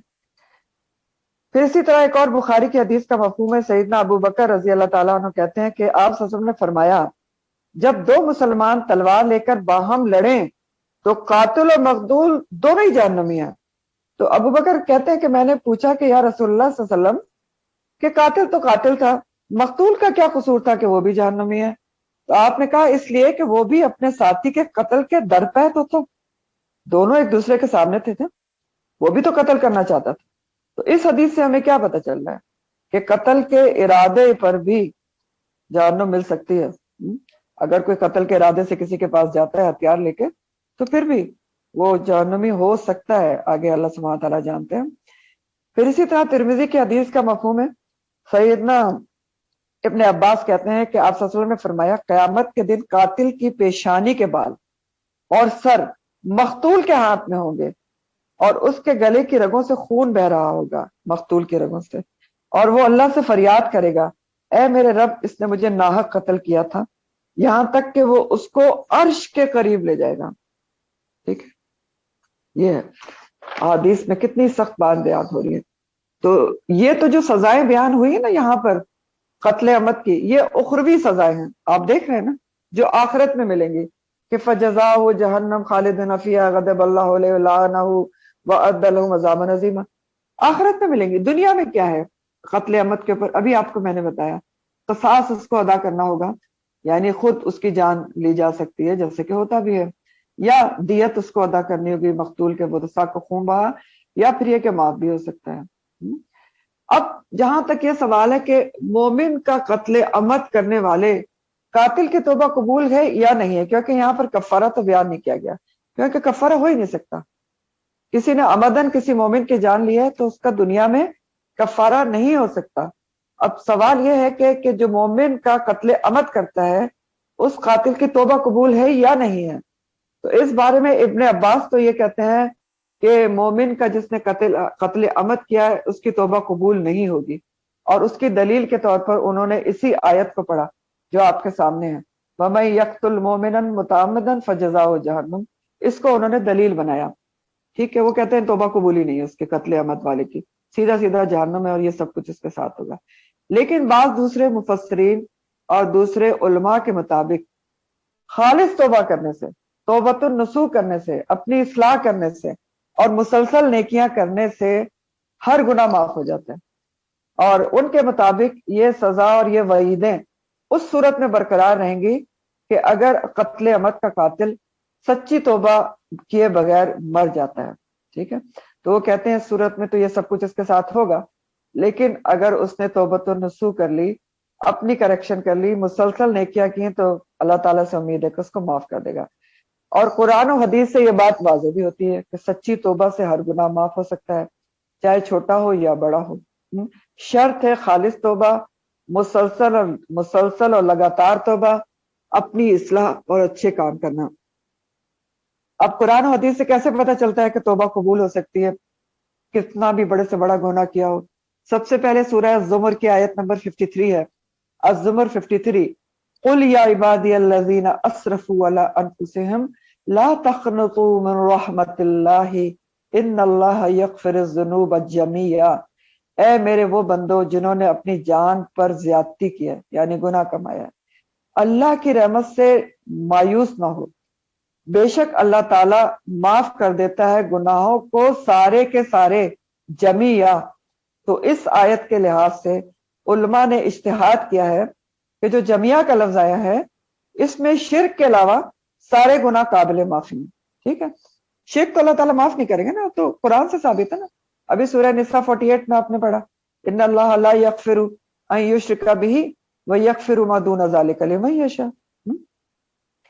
دوسری دلیل سورہ فرقان سے لی ہے علماء نے، سورہ فرقان کی آیات نمبر 67 سے 70 تک ہیں، الفرقان 67 سے 70، جس میں بتایا گیا ہے کہ عباد الرحمن کون ہوتے ہیں، اللہ کے اسپیشل بندے، خاص نیک بندے، ان کی خوبیاں بتائی گئی کہ وہ زمین پر ہلکے چلتے ہیں، آہستہ بولتے ہیں، وغیرہ وغیرہ، جو خرچ میں اعتدال رکھتے ہیں، نہ اسراف کرتے ہیں، نہ بخل کرتے ہیں، اللہ کے سوا کسی دوسرے معبود کو نہیں پکارتے۔ ترجمہ بتا رہی ہوں میں آپ کو، کسی کو نہ قتل نہیں کرتے اور نہ وہ زنا کے مرتکب ہوتے ہیں، اور جو کوئی یہ کرے گا تو وہ سخت وبال لائے گا۔ کیا کرے گا؟ ناحق قتل کرے گا یا زنا کے قریب جائے گا تو وہ سخت وبال لائے گا، دوہرا عذاب اس پر کیا جائے گا اور عذاب مہین اس کو ملے گا۔ اس کے آگے آیت نمبر 70 ہے سورہ فرقان میں، جس میں آگے اللہ تعالیٰ فرماتے ہیں الا من تابا، مگر وہ کہ جس نے توبہ کر لی، وہ آمنا اور ایمان لے آیا، شعوری ایمان لے آیا، وہ عمل عملا صالحا، وہ عمل عملا صالحا، اور اس نے عمل کیے نیک، فاولئک، تو یہی وہ لوگ ہیں، یبدل اللہ سیئاتہم حسنات، جن کی جو برائیاں ہیں گناہ ہیں ان کو اللہ تعالیٰ نیکیوں سے بدل دے گا، وکان اللہ غفور الرحیم، اور اللہ تعالیٰ بہت غفور الرحیم ہے۔ تو اب دیکھیں اس سورہ فرقان کی آیت میں ناحق قتل کی بھی بات آئی ہے، اور زنا کے اوپر پہلے سخت وبال کی وعید دی گئی ہے، دوہرا عذاب مہین ہے، لیکن اللہ تعالیٰ نے کہا الا من تابا، سوائے ان لوگوں کے جو توبہ کر لیں، وہ آمنا شعوری ایمان لے آئیں سچے دل سے، وہ عمل عملا صالحا اور نیک کام کرتے رہیں، تو ایسے لوگوں کے گناہ اللہ تعالیٰ نیکیوں سے بدل دے گا۔ تو ان آیات کی روشنی میں جمہور علماء کا یہی قول ہے کہ اگر ایک قتل عمد کا قاتل سچی توبہ کرے، ایمان میں آگے بڑھتا رہے، نیک اعمال کرتا رہے، خشوع و خضوع میں لگا رہے، تو اللہ تعالیٰ سے امید ہے کہ اس کی توبہ قبول کر لے گا، اور مقتول کو بھی اللہ تعالیٰ اپنے پاس سے اتنا عوض دے دیں گے کہ وہ راضی ہو جائے گا، بہت کچھ دے دیں گے۔ اور اس کے بارے میں ترمذی کی ایک لمبی چوڑی روایت میں آتا ہے، جس کو مختصر میں آپ کو بتا رہی ہوں، آپ نے سنی بھی ہوگی کہ بنی اسرائیل کے ایک شخص نے جو ہے 99 قتل کر دیے تھے، لیکن پھر اس کو احساس ہو گیا کہ میں توبہ کر لوں، تو ایک عالم کے پاس جا کے اس نے پوچھا کہ میں سچی توبہ کر لوں تو معاف ہو جائے گی؟ تو عالم نے کہا کہاں سے ہو جائے گی، تمہاری تو نہیں ہوگی۔ تو اس نے اس کو بھی قتل کر دیا، 100 قتل ہو گئے اس کے۔ پھر اس کے زمین نے اس کو ملامت کی، ایک اور عالم کے پاس گیا اور اس سے پوچھا کہ آپ بتائیں کہ اگر میں سچی توبہ کر لوں تو کیا قبول ہوگی؟ تو عالم نے جواب دیا کہ تیرے اور تیری توبہ کے درمیان کون حائل ہوتا ہے؟ تو اس نے سچی توبہ کر لی، اور پھر آگے بہت لمبا چوڑا ہے کہ اللہ تعالیٰ نے اس کو معاف کر دیا۔ تو بہرحال جو قتل عمد کا قاتل ہے اس کی توبہ قبول ہونے کا امکان ہے، گارنٹی نہیں ہے۔ تو اور آپ دیکھ رہے ہیں کہ بہرحال قتل عمد پر جتنی سخت وعیدیں آئی ہیں کسی اور گناہ پر نہیں ہے، کیونکہ کسی بھی انسان کا قتل مومن نہ بھی ہو تب بھی بہت ہی بڑی ایک سزا کی بات ہے نا، کہ آپ نے کسی کی جان ہی لے لی، ہمیشہ کے لیے اس کی جان لے لی۔ سورہ المائدہ آیت نمبر 32 میں آتا ہے، المائدہ 32، من قتل نفسا بغیر نفس او فساد فی الارض فکأنما قتل الناس جميعا، جس کسی نے کسی نفس کو، اب اس میں نفس کی بات ہے، دیکھیں مسلمان کی بات تو نہیں ہے، جس نے کسی بھی نفس کو قتل کیا بغیر نفس کے، یعنی اس نے ناحق کسی کی جان لی یا فساد فی الارض کے لیے کسی کو قتل کیا، فکأنما قتل الناس جميعا، تو گویا اس نے پوری انسانیت کا قتل کر دیا۔ اور اس کے آگے یہ بھی ہے کہ کسی نے کسی کی زندگی بچائی تو گویا پوری انسانیت کی زندگی بچا لی۔ ترمذی کی حدیث کا مفہوم ہے پوری دنیا کا زوال اللہ سبحانہ تعالیٰ کے نزدیک ایک مسلمان کے قتل سے کمتر ہے، پوری دنیا کا زوال۔ تو اب قتل عمد کی یہ تو اخروی سزا تھی، قتل عمد کی دنیاوی سزا آپ نے پڑھی ہے، قصاص ہے، یعنی جان کے بدلے جان، یا پھر دیت ہے، یا پھر معافی ہو سکتی ہے۔ اب قصاص کب واجب ہوتا ہے، کیسے لیا جاتا ہے، آپ پڑھ چکے ہیں، تھوڑی سی اس کی ریمائنڈر۔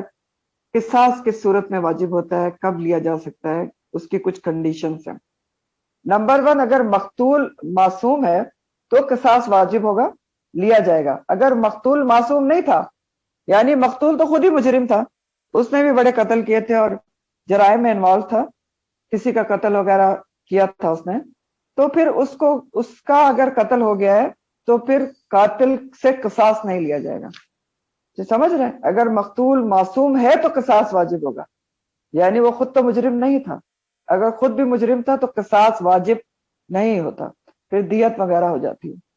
نمبر 2، اگر شادی شدہ زانی نہ ہو جو مقتول ہے، اگر وہ شادی شدہ زانی تھا تو وہ خود ہی، وہ قصاص میں کیسے لیا جائے گا اس کا قصاص، تو وہ تو خود ہی واجب القتل ہے۔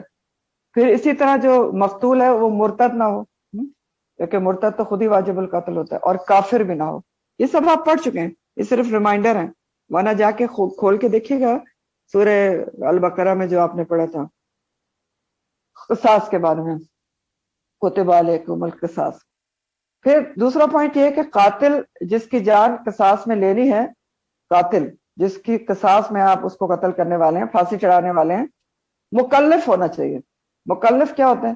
شرعی احکام جس کے اوپر لاگو ہوں، اور شرعی احکام کس کے اوپر لاگو ہوتے ہیں؟ عاقل بالغ ہو، نابالغ نہ ہو، مجنون نہ ہو۔ مجنون کے اوپر اور نابالغ کے اوپر شرعی احکامات کا وہ مکلف نہیں ہوتا، ذمہ دار نہیں ہوتا، تو اگر بچہ ہے تو قصاص ڈیلے کیا جائے گا۔ مجنون کی صورت میں بھی عقل واپس آنے تک مؤخر ہوگا قصاص، یا معاف کر دیا جائے گا یا دیت لے دی جائے گی۔ پھر اسی طرح تیسرا پوائنٹ ہے کہ دین، آزادی اور غلامی میں قاتل مقتول برابر ہے. دین، آزادی اور غلامی میں، یعنی دین جو ہے اس میں کافر کے بدلے قصاص میں مسلمان کو قتل نہیں کیا جائے گا، برابری کا ہوگا نا. اگر مسلمان نے مسلمان کو قتل کیا ہے تو قصاص لیا جائے گا، اگر کافر کو کو قتل کیا ہے تو قصاص میں مسلمان کو قتل نہیں کیا جائے گا.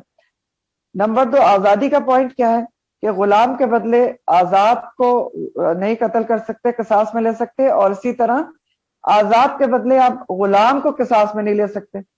فار ایگزامپل کسی آقا سے جو کسی کا قتل ہو گیا ہے، عمد ہو گیا ہے، اب وہ کہتا ہے قصاص میں تم میرے غلام کی جان لے لو، تو یہ نہیں ہو سکتا.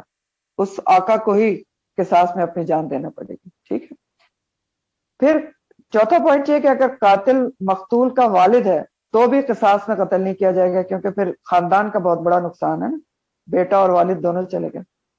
اگلا پوائنٹ ہے کہ خون کے مستحقین یعنی مقتول کے تمام ورثاء کا قصاص لینے پر متفق ہونا ضروری ہے. تمام ورثاء متفق ہوں کہ وہ قصاص میں جان لیں گے قاتل کی. اگر کسی ایک بھی عاقل بالغ وارث نے معاف کر دیا تو جان کے بدلے جان نہیں لی جائے گی، دیت ہوگی. ٹھیک ہو گیا. چھٹا پوائنٹ ہے کہ قاتل کے علاوہ کسی اور کو قصاص میں قتل نہیں کیا جا سکتا. مثلا کوئی قاتل ہے، اب آپ نے اس کی جان قصاص میں لینی ہے، لیکن کچھ دن کے بعد وہ خود ہی مر گیا کسی وجہ سے، تو اب آپ یہ نہیں کہہ سکتے کہ قاتل تو مر گیا تو میں اس کے بھائی کو قصاص میں لوں گا. ایسا نہیں ہو سکتا. اب اس کے ورثہ سے صرف دیت کا مطالبہ کیا جا سکتا ہے. ساتواں پوائنٹ ہے قصاص کا فیصلہ صرف اسلامی حکومت یا عدالت کرے گی. کوئی اپنے طور پر قانون ہاتھ میں لے کر دوسرے کو قصاص پہ قتل نہیں کر سکتا کہ بھائی قریب کھڑا ہوا تھا، وہ کہے کہ اس نے میرے بھائی کو قتل کر دیا، وہ فوراً اس کو قتل کر دے قصاص میں. ایسا نہیں ہے. قصاص کا فیصلہ حکومت وقت یا عدالت کرے گی. اپنے طور پر کوئی قانون ہاتھ میں لے کر قصاص میں قتل نہیں کر سکتا. اور اگر اسلامی عدالت موجود نہیں ہے، کسی ایسی جگہ پر ہے، پھر بھی مظلوم کسی بھی عدالت میں جائے گا اور جو فیصلہ ہوگا اس کو قبول کرے گا، باقی کا جو فیصلہ ہے وہ آخرت پر چھوڑ دے گا، آخرت میں ہوگا. آٹھواں پوائنٹ ہے اگر مقتول کے ورثہ دیت لینے پر راضی ہو جائیں، ایک دفعہ دیت لینے پر راضی ہو گئے تو اب دیت واجب ہو جائے گی. اب فیصلہ بدلا نہیں جا سکتا کہ پہلے تو وہ دیت پر راضی ہو گئے، بعد میں کہا کہ نہیں ہم نے تو قصاص ہی لینا ہے، تو اب یہ نہیں ہو سکتا. ایک دفعہ دیت کا فیصلہ ہو گیا تو قصاص کا حق ان سے ساقط ہو جائے گا. ٹھیک ہے. لیکن اگر قصاص لینے کے فیصلے کو بدلنا چاہیں کہ دیت لے لیں گے، پہلے تو قصاص لینا چاہتے تھے پھر کہتے ہیں کہ دیت لے لیں گے، تو ایسا کیا جا سکتا ہے. کیوں؟ کیونکہ ایک دوسری جان کا بھی مسئلہ ہے نا، کہ قصاص میں ایک اور جان جانے والی ہے. تو بہرحال یہ جو سارے معاملات ہیں اور سچویشنز ہیں، اس میں صرف پڑھ پڑھا کے آپ کوئی سب فیصلہ نہیں کر سکتے. کوئی یہ قانونی جو نقطے بیان نہیں ہو رہے. جب بھی ایسا کچھ سچویشن ہوتی ہے تو قانونی طور پر یہ ساری باریکیاں اس میں دیکھی جاتی ہیں اور پھر اس کے حساب سے فیصلہ کیا جاتا ہے. بنیادی طور پر یہاں کیا بتایا جا رہا ہے جو ہمارے لیے غور طلب ہے کہ کسی کے بھی جان کی حرمت ہے. مسلمان کی تو بہت ہی ہے کہ آپ کو اتنا بڑی جو ہے سزائیں بتائی گئی ہیں، لیکن کسی بھی من قتل نفسا بغیر نفس فکانما قتل الانسان ناسا جميعا، تو حرمت ہے. یہ بتایا جا رہا ہے کہ کوئی آسان بات نہیں ہے، بہت بڑی اور سنگین جرم ہے کہ کسی کی جان لے لی جائے. یہ سمجھنے کی بات ہے. اب ایک اور بہت امپورٹنٹ بات آپ کو قتل عمد کے حوالے سے ہائی لائٹ کرنا چاہتی ہوں، جو خواتین کے حوالے سے ہے اور جس کو سمجھنا بہت ہی ضروری ہے. ابارشن کے حوالے سے، ابارشن جو ابارشن کرایا جاتا ہے بچے کا پیدائش سے پہلے، علماء کی ایک کثیر تعداد سے فتاوی ہے کہ جو جان بوجھ کر بلا جائز ریزن کے، ویلڈ ریزن کے بچہ ضائع کرتا ہے وہ کبیرہ گناہ ہے. اور اگر جان پڑنے کے بعد ایسا کیا جائے تو وہ قتل عمد میں آتا ہے. اور یہ کہاں پر موجود ہے اگر آپ خود دیکھنا چاہتے ہیں تو یہ جو سائٹ ہے نا اسلام کیو اے، اسلامک کوسچن آنسر، وہاں پر بھی یہ فتاوی موجود ہے.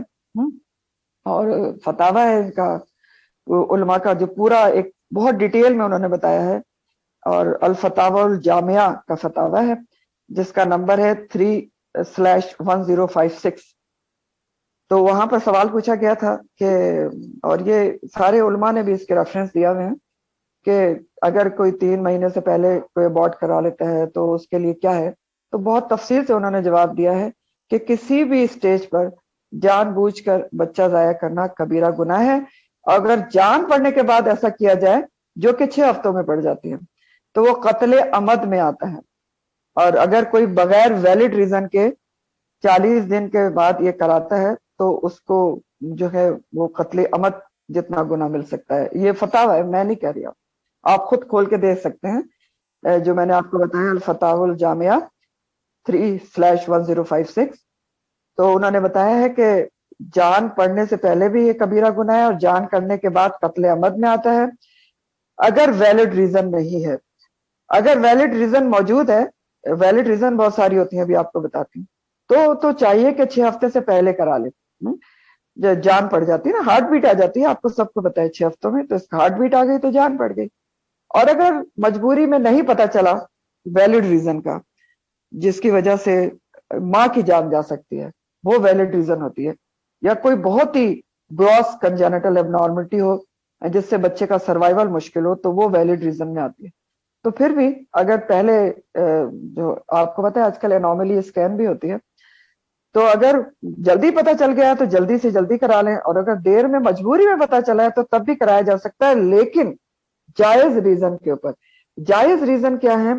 کہ جب ماں کی جان کو خطرہ ہو، کوئی اس کو ایڈس ہے، اور یا کوئی ہارٹ ڈیزیز ہے، ہارٹ کی جو ڈیزیزز ہیں، پریگننسی اس کے اوپر لوڈ ہوتی ہے اور ماں کی جان جا سکتی ہے، یا ہائی بلڈ پریشر بعض دفعہ کنٹرول نہیں ہو رہا تھا، ہیپاٹائٹس ہے، اور بھی کئی ریزن ہے۔ اگر یہ ساری ویلڈ ریزن ہو اور تمام طریقے میڈیکل جان کے کو بچانے کے فیل ہو چکے ہوں، کہ کسی طریقے سے بھی آپ ان چیزوں کو کنٹرول نہیں کر سکتے، یعنی اب جیسے بلڈ پریشر کو صرف ہم تھوڑی لے لیں گے کہ بلڈ پریشر ہے تو ابورٹ کر دیں، بلڈ پریشر کنٹرول کر لیا جاتا ہے۔ تو جب تمام طریقے، یہ سارا فتاوے میں لکھا ہوا ہے، یہ میں آپ کھول کے دیکھ سکتے ہیں، اگر ویلڈ ریزنز کا جو ساری جان بچانے کے طریقے استعمال ہو چکے ہیں لیکن پھر بھی جو ہے کنٹرول نہیں ہو رہی اور ماں کی جان کو خطرہ ہے، تو پھر ابورٹ کرا جا سکتا ہے۔ ورنہ فتاوے کا ہی یہ حصہ ہے کہ وہ کہتے ہیں کہ یہ کوئی ریزن نہیں ہے کہ آپ کہیں کہ بچے پال نہیں سکتے، یہ وقفہ کم ہے اور بچے چھوٹے ہیں یا خرچہ نہیں اٹھا سکتے، تو انہوں نے اس میں کسی بھی مرحلے پر یہ نہیں کیا جا سکتا۔ اور قرآن کی آیت انہوں نے کوٹ بھی کی ہے، اور ہمیں بھی وہ آیت پتہ ہے، سورہ الانعام آیت نمبر 151 ہے، الانعام 151، وَلَا تَقْتُلُوا أَوْلَادَكُمْ مِنْ إِمْلَاقٍ، مفلسی کے ڈر سے اپنی اولاد کو قتل نہ کرو، نَحْنُ نَرْزُقُكُمْ وَإِيَّاهُمْ، تم کو بھی ہم رزق دیتے ہیں اور ان کو بھی ہم ہی دیتے ہیں۔ تو فتاوے میں یہ تک بھی کہا گیا ہے کہ اگر جان بوجھ کر جان پڑنے کے بعد ابورشن کرایا گیا تو جو ہے وہ آپ کو اس کو کفارہ بھی دینا چاہیے اور بہت توبہ استغفار کرنا چاہیے۔ اگر جہالت اور ناعلمی میں کرا لیا تو بھی بہت توبہ استغفار کریں۔ اور یہاں یہ بھی لکھا ہے کہ اگر شوہر بھی کہے تب بھی بیوی ایسا نہیں کر سکتی، پھر بھی کبیرہ گناہ کے جو زمرے میں آ جائے گا۔ شوہر کے کہنے پہ کرایا تو شوہر بھی گناہ میں شامل ہو جائے گا، تو بیوی تو ہوگی ہی۔ تو بہرحال یہ سب کچھ وہاں پر لکھا ہوا ہے، اور اگر کسی نے کبھی جہالت اور لا علمی میں کرا لیا تو علماء کے مطابق بہت زیادہ اس کو توبہ استغفار کرنا چاہیے، صدقہ و خیرات دینا چاہیے، اللہ تعالیٰ معاف کر دیں۔ بہرحال کسی بھی اسٹیج پر جو فتاوے سے بات ظاہر ہوتی ہے، بچے کو ضائع نہیں کرا سکتے جان بوجھ کے وداؤٹ ویلڈ ریزن، بے شک 2 ہی دن اوپر ہوئے ہوں، تو اس سلسلے میں کوئی دوائیں کھانا یا گھریلو ٹوٹکے کرنا یہ سب بھی گناہ کے کام ہیں، ٹھیک ہے۔ یہ اور ایک بات اور بھی ہے اس میں کہ جس طرح سے یہ ابورشنز کیے جاتے ہیں نا، انلیگل ابورشنز، وہ آپ سوچ بھی نہیں سکتے، امیجن نہیں کر سکتے، آپ کی روح کانپ جائے اگر آپ دیکھ لیں اسے کہ کیسے وہ کر رہے ہوتے ہیں۔ زیادہ تر دائیاں کرتی ہیں یا ایسی چھوٹی موٹی نرسیں کرتی ہیں، اور بہت ہی ان اسٹرلائز اور بہت ہی بے رحم اور کروڈ بے دردی کا طریقہ ہوتا ہے، کھینچ کھینچ کے ٹکڑے ٹکڑے کر کے فیٹس کو ظالمانہ طریقے سے نکالتے ہیں۔ ماں کی جان کو شدید خطرہ ہوتا ہے، ہیوی بلیڈنگ ہو سکتی ہے، کئی لوگ مر جاتے ہیں، تو شدید ماں کی جان کو خطرہ ہوتا ہے۔ بہرحال کبیرہ گناہ ہے۔ پھر ڈاکٹر جو کرتا ہے اس کے اوپر بھی برابر کا گناہ ہوگا، کیونکہ ہمارے جب ہم میڈیکل میں ایڈمیشن ہوتا ہے تو ہم سے حلف لیا جاتا ہے کہ آپ ایسا کام نہیں کریں گے۔ تو اگر کوئی ڈاکٹر ایسا کام کرتی ہے بے ضمیر پناہ میں تو اس کے اوپر بھی ایکولی وہ گناہ گار ہوگی. اگر وہ اچھے طریقے سے بھی کرتی ہے، کوئی اسٹرلائز طریقے سے بھی کرتی ہے، پھر بھی گناہ ہے دونوں کے اوپر. ٹھیک ہے، کیونکہ اللہ تعالیٰ نے صاف صاف قرآن میں کہہ دیا نا کہ تم کون ہوتے ہو کرنے والے.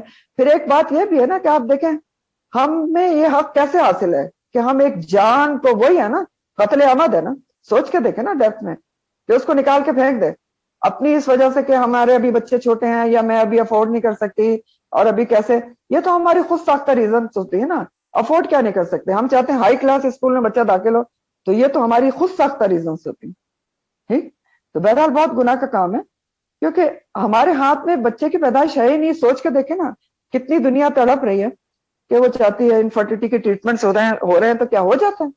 تو پھر ہم جب اللہ تعالیٰ دے رہا ہوتا ہے تو پھر ہم یہ کیسے کہتے ہیں کہ فرعون بن جاتے ہیں کہ ہمارے ہاتھ میں ہم اس کو نکال کے پھینک دیں. نہیں ہو سکتا. بہرحال یہ بہت امپورٹنٹ پوائنٹ تھا، اس کو یاد رکھیں. آگے چلتے ہیں.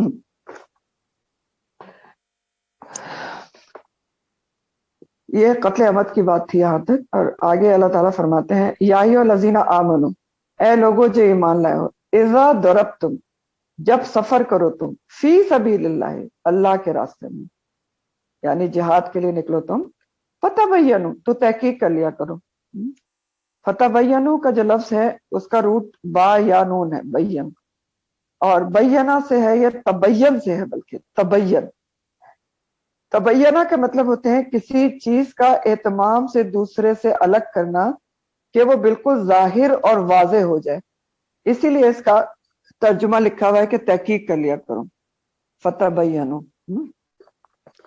تو اللہ تعالیٰ فرما رہے ہیں کہ جب تم اللہ کی راہ میں نکلو، آگے بھی کچھ قتل کے بارے میں ہی بات ہو رہی ہے، قتل کے حوالے سے بات ہے کہ اے ایمان والو جب اللہ کے راستے میں سفر میں نکلو تو تحقیق کر لیا کرو.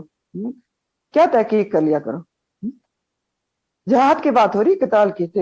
اللہ کی راہ میں نکلے ہو یعنی فی سبیل اللہ، قتال میں نکلے ہوئے ہو تو تحقیق کر لیا کرو. کس بات کی تحقیق؟ کسی کو سامنے والے کو مارنے سے پہلے تحقیق کر لیا کرو.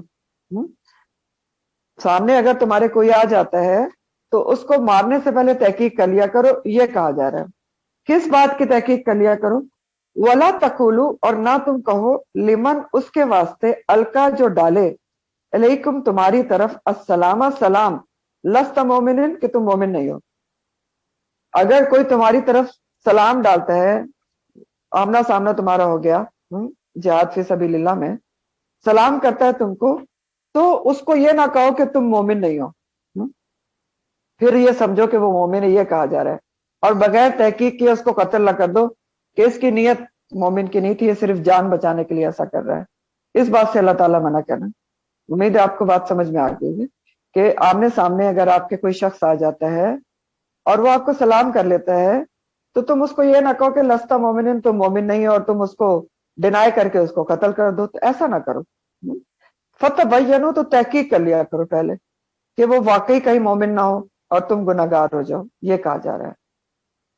تو جو فتبینوا امر کا صیغہ ہے کہ مارنے سے پہلے تحقیق کر لو کہ واقعی یہ مطلوب شخص ہے تمہارا یا نہیں ہے، کہیں مومن نہ ہو اور تم گناہ گار ہو جاؤ. تو اصل میں ہوا یوں تھا کہ ہجرت کے بعد مدینہ کے آس پاس کے کچھ قبائل اسلام لے آئے تھے، جیسا آپ نے پیچھے بھی پڑھا، لیکن انہوں نے ہجرت کے بعد وہ مدینہ نہیں آئے تھے، اور مصلحتاً انہوں نے اسلام بھی چھپایا ہوا تھا کیونکہ ابھی اپنی قوم میں رہ رہے تھے. اگر مدینہ آ جاتے تو چھپانا نہیں پڑتا، لیکن اپنی قوم میں تھے، اسلام لا چکے تھے، مصلحتاً چھپایا ہوا تھا. اور مسلمان ہونے والوں کا اور کافروں کا کیونکہ ساتھ رہ رہے تھے تو دونوں کا لباس، حال حلیہ، زبان وغیرہ ایک جیسا تھا. تو میں پہچاننا بہت مشکل تھا کہ کون مسلمان ہے اور کون کافر ہے. اس لیے مسلمانوں نے یہ طریقہ رکھا ہوا تھا کہ ایک دوسرے کی پہچان وہ سلام کے ذریعے کرتے تھے کہ ہم آپس میں اگر سلام کر لیں تو سمجھ لینا کہ مسلمان ہیں. لیکن مسئلہ اس وقت پیش آتا تھا کہ جب مسلمان کسی قوم پر جنگ کے دوران حملہ آور ہوتے تھے اور سامنے والا شخص یعنی جو اپوزٹ پارٹی سے آپ سے جنگ کر رہا ہے وہ سامنے آ کر ایک دم آپ سے سلام کر دیتا تھا یا کلمہ پڑھ لیتا تھا، لا الہ الا اللہ. تو اب مسلمانوں کو پتہ نہیں چلتا تھا کہ یہ واقعی مسلمان ہے یا صرف جان بچانے کے لیے ایسا کہہ رہا ہے. ایسا بھی تو ہو سکتا تھا نا کہ جان بچانے کے لیے سلام کر دے یا کلمہ پڑھ لے. تو اب وہ کنفیوژن میں، تو اس شک میں وہ اسے قتل کر دیتے تھے کہ پتہ نہیں صرف اس کی نیت صحیح نہیں، جان بچانے کے لیے ایسا نہ کر رہا ہو۔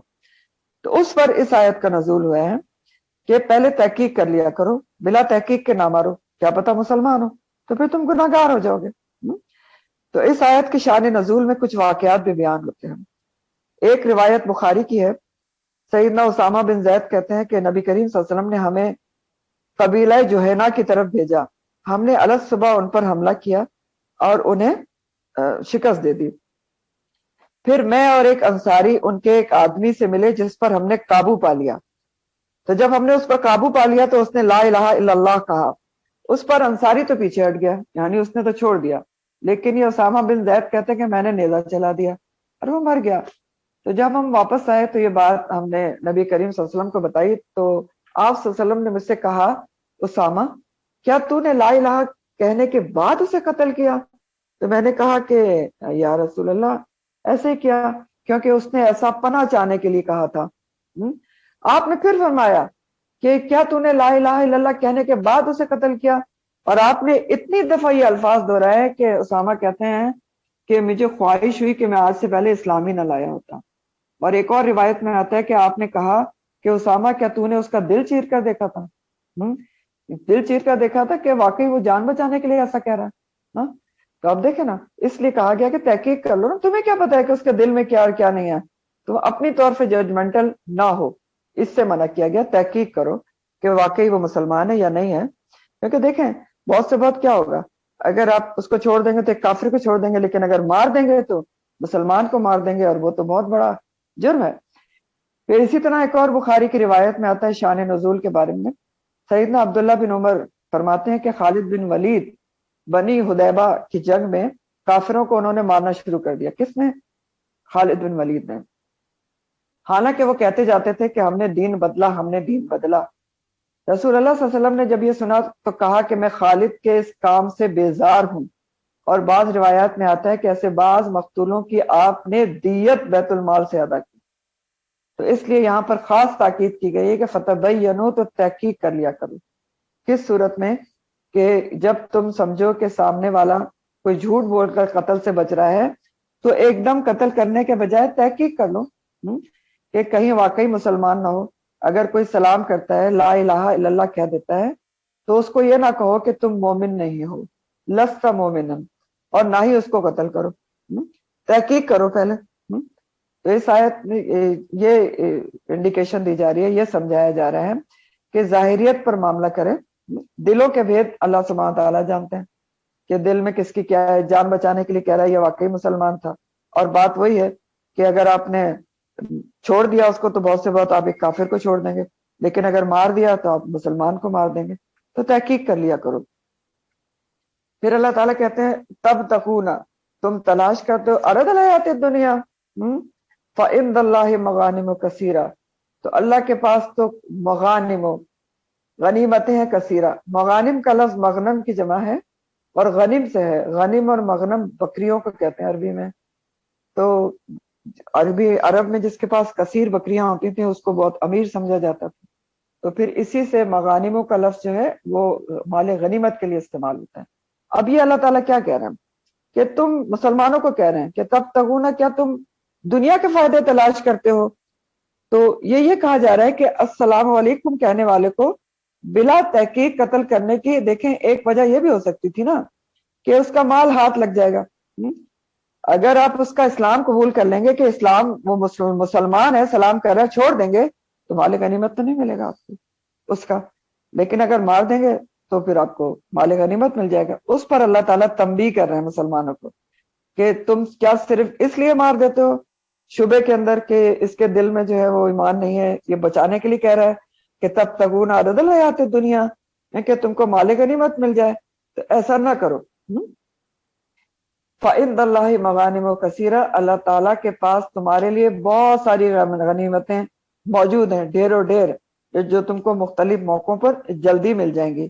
تو مال کی خاطر ایسا کام نہ کرو، تمہارا مطلوب اور مخصوص جو ہے وہ مال نہیں ہونا چاہیے، عرض الحیات دنیا نہیں ہونا چاہیے۔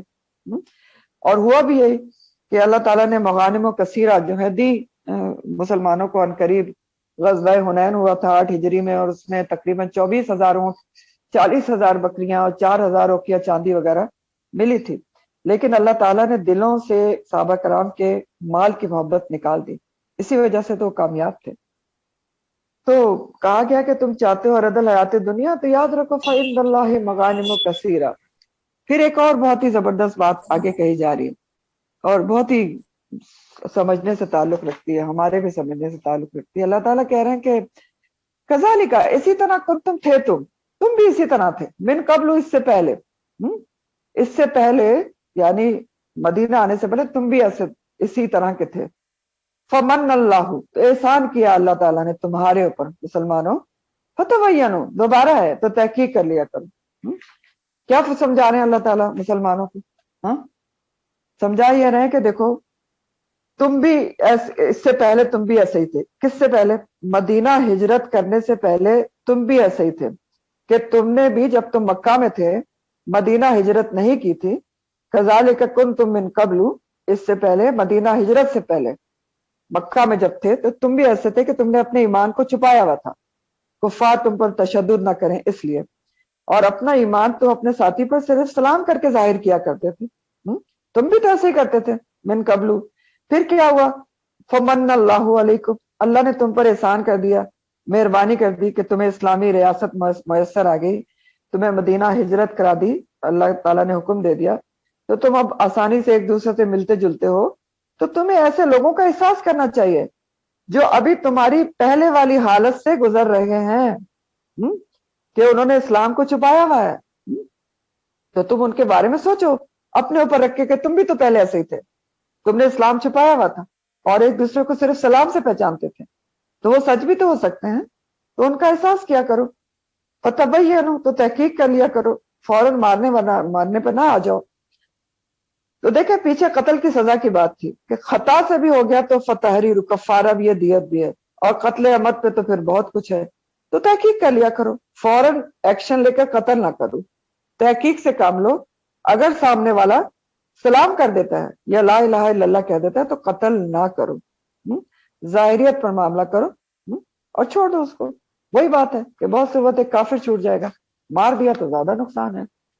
تو ان اللہ کان بما تعملون خبیرا، اور بے شک اللہ تعالیٰ جو ہے وہ جو بھی تم عمل کرتے ہو ساتھ اس کے خوب خبر رکھنے والا ہے۔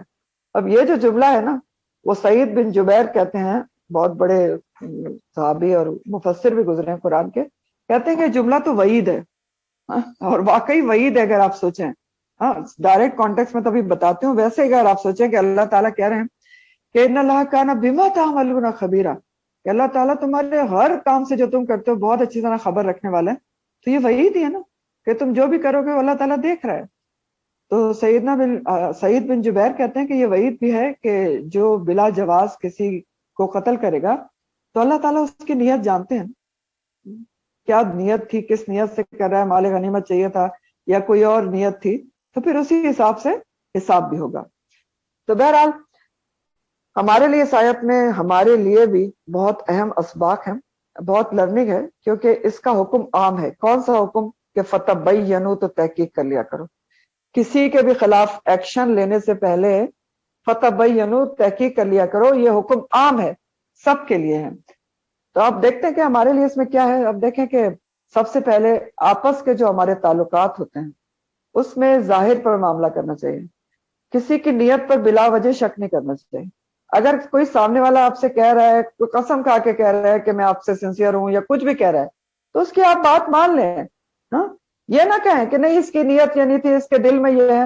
وہی بات ہے نا جو نبی کریم صلی اللہ علیہ وسلم نے کہی، کیا تم نے اس کا دل چیر کے دیکھا تھا؟ تو ہم کسی کا دل چیر کے تو نہیں دیکھ سکتے، کیا ہم نیتوں کے حال جانتے ہیں؟ کیا ہم کہتے ہیں نہیں نہیں اس کی نیت یہ نہیں تھی، اس کا ارادہ یہ تھا، کہہ یہ رہا ہے، تو نہیں ہے نا، ہمیں تو نہیں پتا نا، تو ہم بلا وجہ کیوں شک کریں؟ جو سامنے والا کہہ رہا ہے اب اس پہ ظاہریت پر اس کا معاملہ کریں۔ اور پھر یہ کہ دوسری بات یہ کہ گمان نہیں پالنا چاہیے، گمان، غلط گمان، کہ ظن اور گمان کہ نہیں یہ کہہ تو یہ رہی ہیں لیکن دل میں تو ان کے یہ ہے، آپ غلط گمان پالتے ہیں۔ سورہ حجرات میں اللہ تعالیٰ فرماتے ہیں کہ ان بعد الظن اسم، کہ بعض جو گمان ہوتے ہیں نا، ظن اور گمان، وہ گناہ ہوتے ہیں، کیونکہ گناہ کی طرف لے جاتے ہیں۔ تو زن اور گمان بھی بیکار کے نہیں پالنا چاہیے کہ وہ کہہ یہ رہی تھی لیکن ان کے دل میں یہ ہے، کر یہ رہی ہیں لیکن ان کی نیت یہ تھی کرنے کی. ہم کو نیتوں کے حال جانتے ہیں، دل کے حال اور نیتوں کے حال صرف اللہ تعالیٰ جانتا ہے. تو بلا وجہ شک نہ کریں، ظاہریت پر معاملہ کریں، جو سامنے والا کہہ رہا ہے اس پہ یقین کر لیں. اور گمان بھی نہیں کرنا چاہیے. اگر گمان ہو جائے تو فوراً رائے نہیں دینا چاہیے بلا تحقیق کے، نہیں نہیں ان کی تو نیت یہ تھی. آپ کو کیسے پتا؟ وہی والی بات ہے. اور فوراً ایکشن نہیں لینا چاہیے، ٹھیک ہے، کہ ان کی نیت یہ تھی تو آپ اس کے اوپر فوراً نیگیٹو ایکشن لے لیں. یہ سب یہاں پر سمجھایا جا رہا ہے. اور پھر اسی طرح کسی کی بھی بات سن کر یک طرفہ فیصلہ نہیں کرنا چاہیے. فتبینوا، تو تحقیق کرنا چاہیے. دونوں فریقین کی بات سن کر غیر جانبدار ہو کر فیصلہ کرنا چاہیے. یہ آگے بھی قرآن میں آئے گا.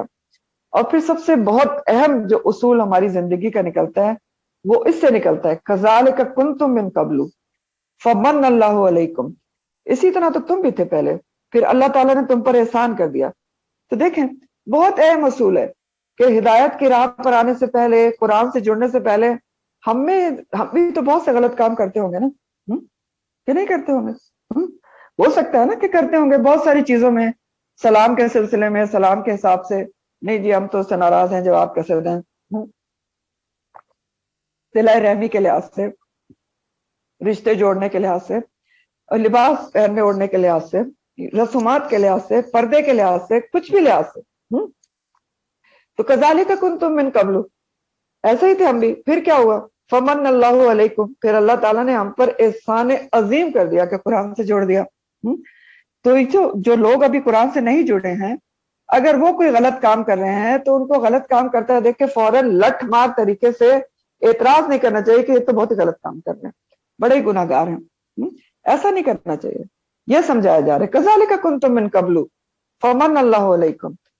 دیکھیں جو غلط کام کر رہا ہوتا ہے اگر وہ قرآن سے جڑا ہوا نہیں ہے تو وہ تو قابل ہمدردی اور خیر خواہی ہے کہ اس کو پتہ نہیں بیچارے کو، تو آپ اسے بتائیں. بتانا آپ کا کام ہے، فرض ہے. کنتم خیر امت اخرجت للناس تؤمرون بالمعروف وتنہون عن المنکر. امر بالمعروف آپ نے کرنا ہے لازمی طور پر، لیکن اس کا طریقہ ہے. حکمت سے بتائیں کہ دیکھیں اللہ کا حکم یہ ہے. یہ تو بتانا بہت ضروری ہے، فرض ہے ہمارے اوپر. یہ نہیں کر سکتے کہ آپ اس کو دیکھ کے چھوڑ دیں کہ اچھا غلط کام کر رہا ہے، لٹ نہیں مارنا. نہیں، لٹ نہیں مارنا، بتانا تو ہے آپ نے. یہ اس کی خیر خواہی ہے کہ آپ بتائیں کہ دیکھیں اس معاملے میں اللہ اور رسول کا یہ حکم ہے، سمجھائیں، دعا کریں کہ اللہ سب کو ہدایت دے. تو یہ بھی بہت بڑا یہاں پر ہمارے لیے سبق ہے. پھر اللہ تعالیٰ فرماتے ہیں لا یستوی، نہیں برابر ہو سکتے، القائدون، بیٹھے رہنے والے، من المومنین، مومنوں میں سے. اب میں نے آپ کو کل کہا تھا کہ غیر اول الضرری کو انڈر بریکٹ کر دیں، ٹھیک ہے، اس کو ابھی بھی انڈر بریکٹ کر دیں آپ جو نئے لوگ ہیں. کس کو؟ غیر اول الضرری، تاکہ آپ کو بات سمجھ میں آ جائے گی. تو نہیں برابر ہو سکتے قائدون، قاعدہ سے ہے، قائد کی جمع، بیٹھے رہنے والے. کس میں؟ من المومنین، مومنوں میں سے بیٹھے رہنے والے. کس کے برابر نہیں ہو سکتے؟ والمجاہدون، جہاد کرنے والوں کے برابر نہیں ہو سکتے. فی سبیل اللہ، مجاہد کی جمع ہے مجاہدون، جو جہاد کر رہے ہیں اللہ کے راستے میں، بھی اموالہم وانفسہم، اپنی جانوں کے ساتھ اور مالوں کے ساتھ. غیر اول الضرری، سوائے معذوروں کے. اول الضرری جو ہے وہ اولی کے مطلب تو والے ہوتا ہے، ضرر نقصان. اول الضرری سے مراد یہاں پر معذور لوگ ہیں، جسمانی معذور جو ہوتے ہیں. اب کیا جا رہا ہے؟ دین کی راہ میں جہاد کے بارے میں بات ہو رہی ہے کہ برابر نہیں ہو سکتے بیٹھے رہنے والے مومنوں میں سے اور مجاہدین جو جہاد کرنے والے ہیں اللہ کی راہ میں اپنے مال کے ساتھ اور جان کے ساتھ، وہ برابر نہیں ہو سکتے سوائے ان لوگوں کے جو جسمانی نقص کی وجہ سے، معذوری کی وجہ سے جہاد میں نہیں جا سکتے. غیر اول الضرری، تو ان کے لیے یہ حکم نہیں ہے کہ وہ مجاہدوں کے برابر نہیں ہو سکتے، کیونکہ اگر وہ شوق اور نیت اور ارادہ رکھتے ہیں تو ہو سکتا ہے ان کو بھی مجاہدین جیسا اجر و ثواب مل جائے. یہ کہا جا رہا ہے، ٹھیک ہے. اس آیت کے شان نزول میں بخاری میں ایک روایت آتی کہ حضرت برا بن عازب کہتے ہیں کہ جس وقت یہ آیت اتری تو نبی کریم صلی اللہ علیہ وسلم نے زید بن ثابت جو کاتب وحی ہیں ان کو بلوایا اور یہ لکھوائی. تو یہ جو آیت اتری تھی اس میں پہلے غیر اولی الضرری کے الفاظ نہیں تھے، ٹھیک ہے، جو میں نے آپ کو انڈر بریکٹ کرائے.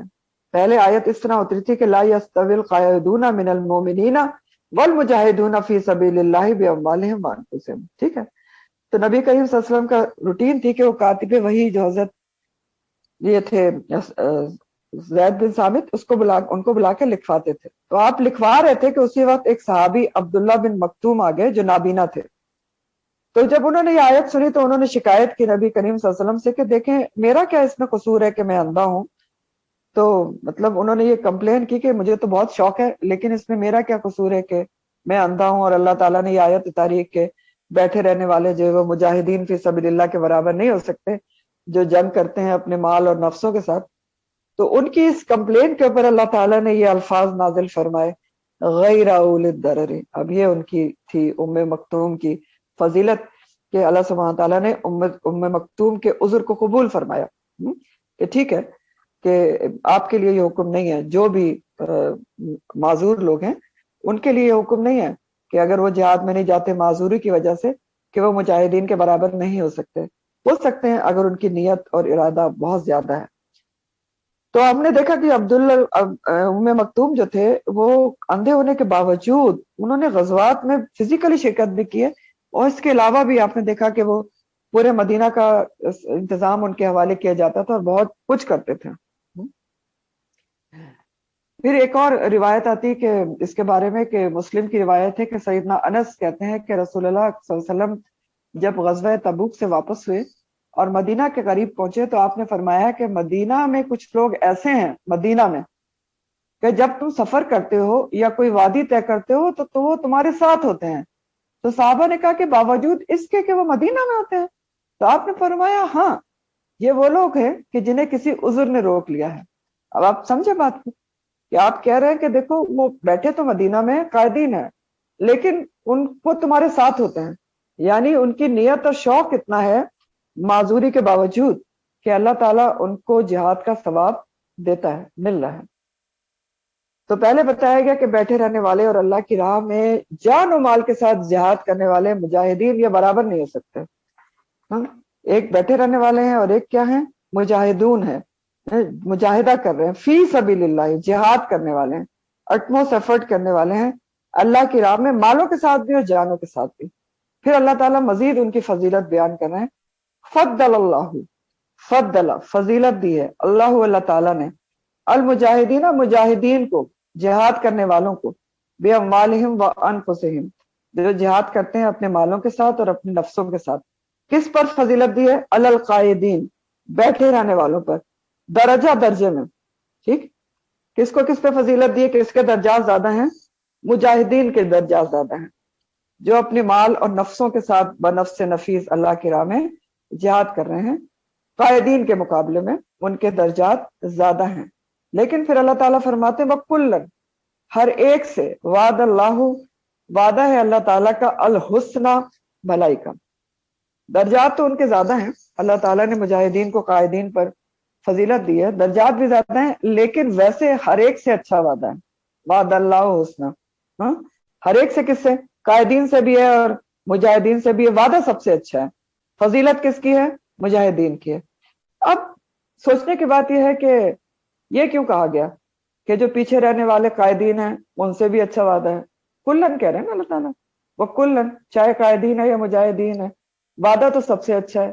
فضیلت بے شک مجاہدین کی ہے، وعدہ قائدین سے بھی اچھا ہے، پیچھے رہ جانے والوں سے بھی.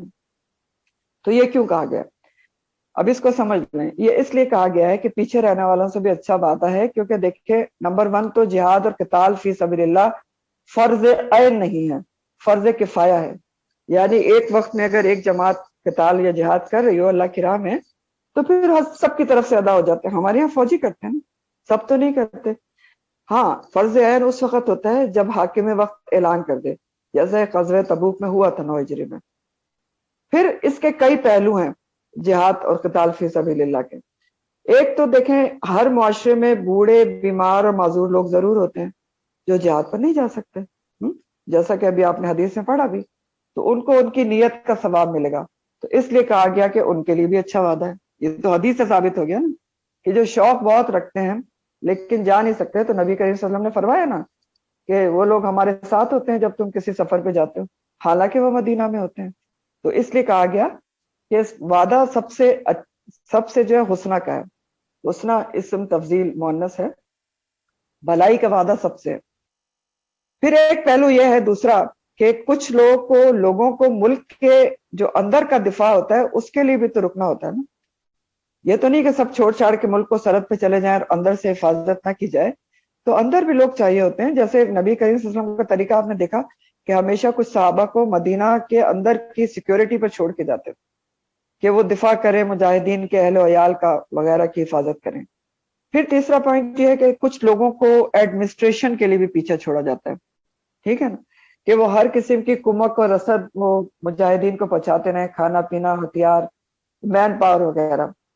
پھر زخمیوں کی دیکھ بھال کے لیے بھی تو ہوتا ہے نا کہ جو زخمی ہو کے آ رہے ہوتے ہیں ہاسپٹلس میں ڈاکٹر نرسیں اور 24 گھنٹے ڈیوٹی کر رہے ہوتے ہیں. تو یہ سب لوگ جو ہے نا، یہ ساری کیٹیگری کسی نہ کسی درجے میں جہاد میں شامل سمجھے جاتے ہیں. اس لیے ان سب لوگوں سے بھی اچھا وعدہ ہے. سمجھ گئے آپ؟ وَكُلًّا وَعَدَ اللَّهُ حُسْنًا. لیکن پھر فرمایا وَفَضَّلَ اللَّهُ الْمُجَاهِدِينَ عَلَى الْقَاعِدِينَ.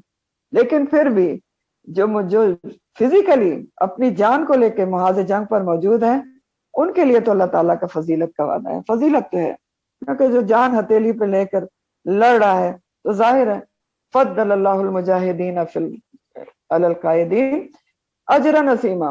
اور اجر عظیم کا وعدہ بھی ہے. کس سے؟ مجاہدین سے. اور کیا وعدہ ہے مجاہدین سے؟ درجات منہ، اور ان کے درجات ہیں اس کی طرف سے، اللہ کی طرف سے. وہ مغفرت بھی ہے، وہ رحمہ، اور رحمت بھی ہے. یہ سارے وعدے کس سے ہیں؟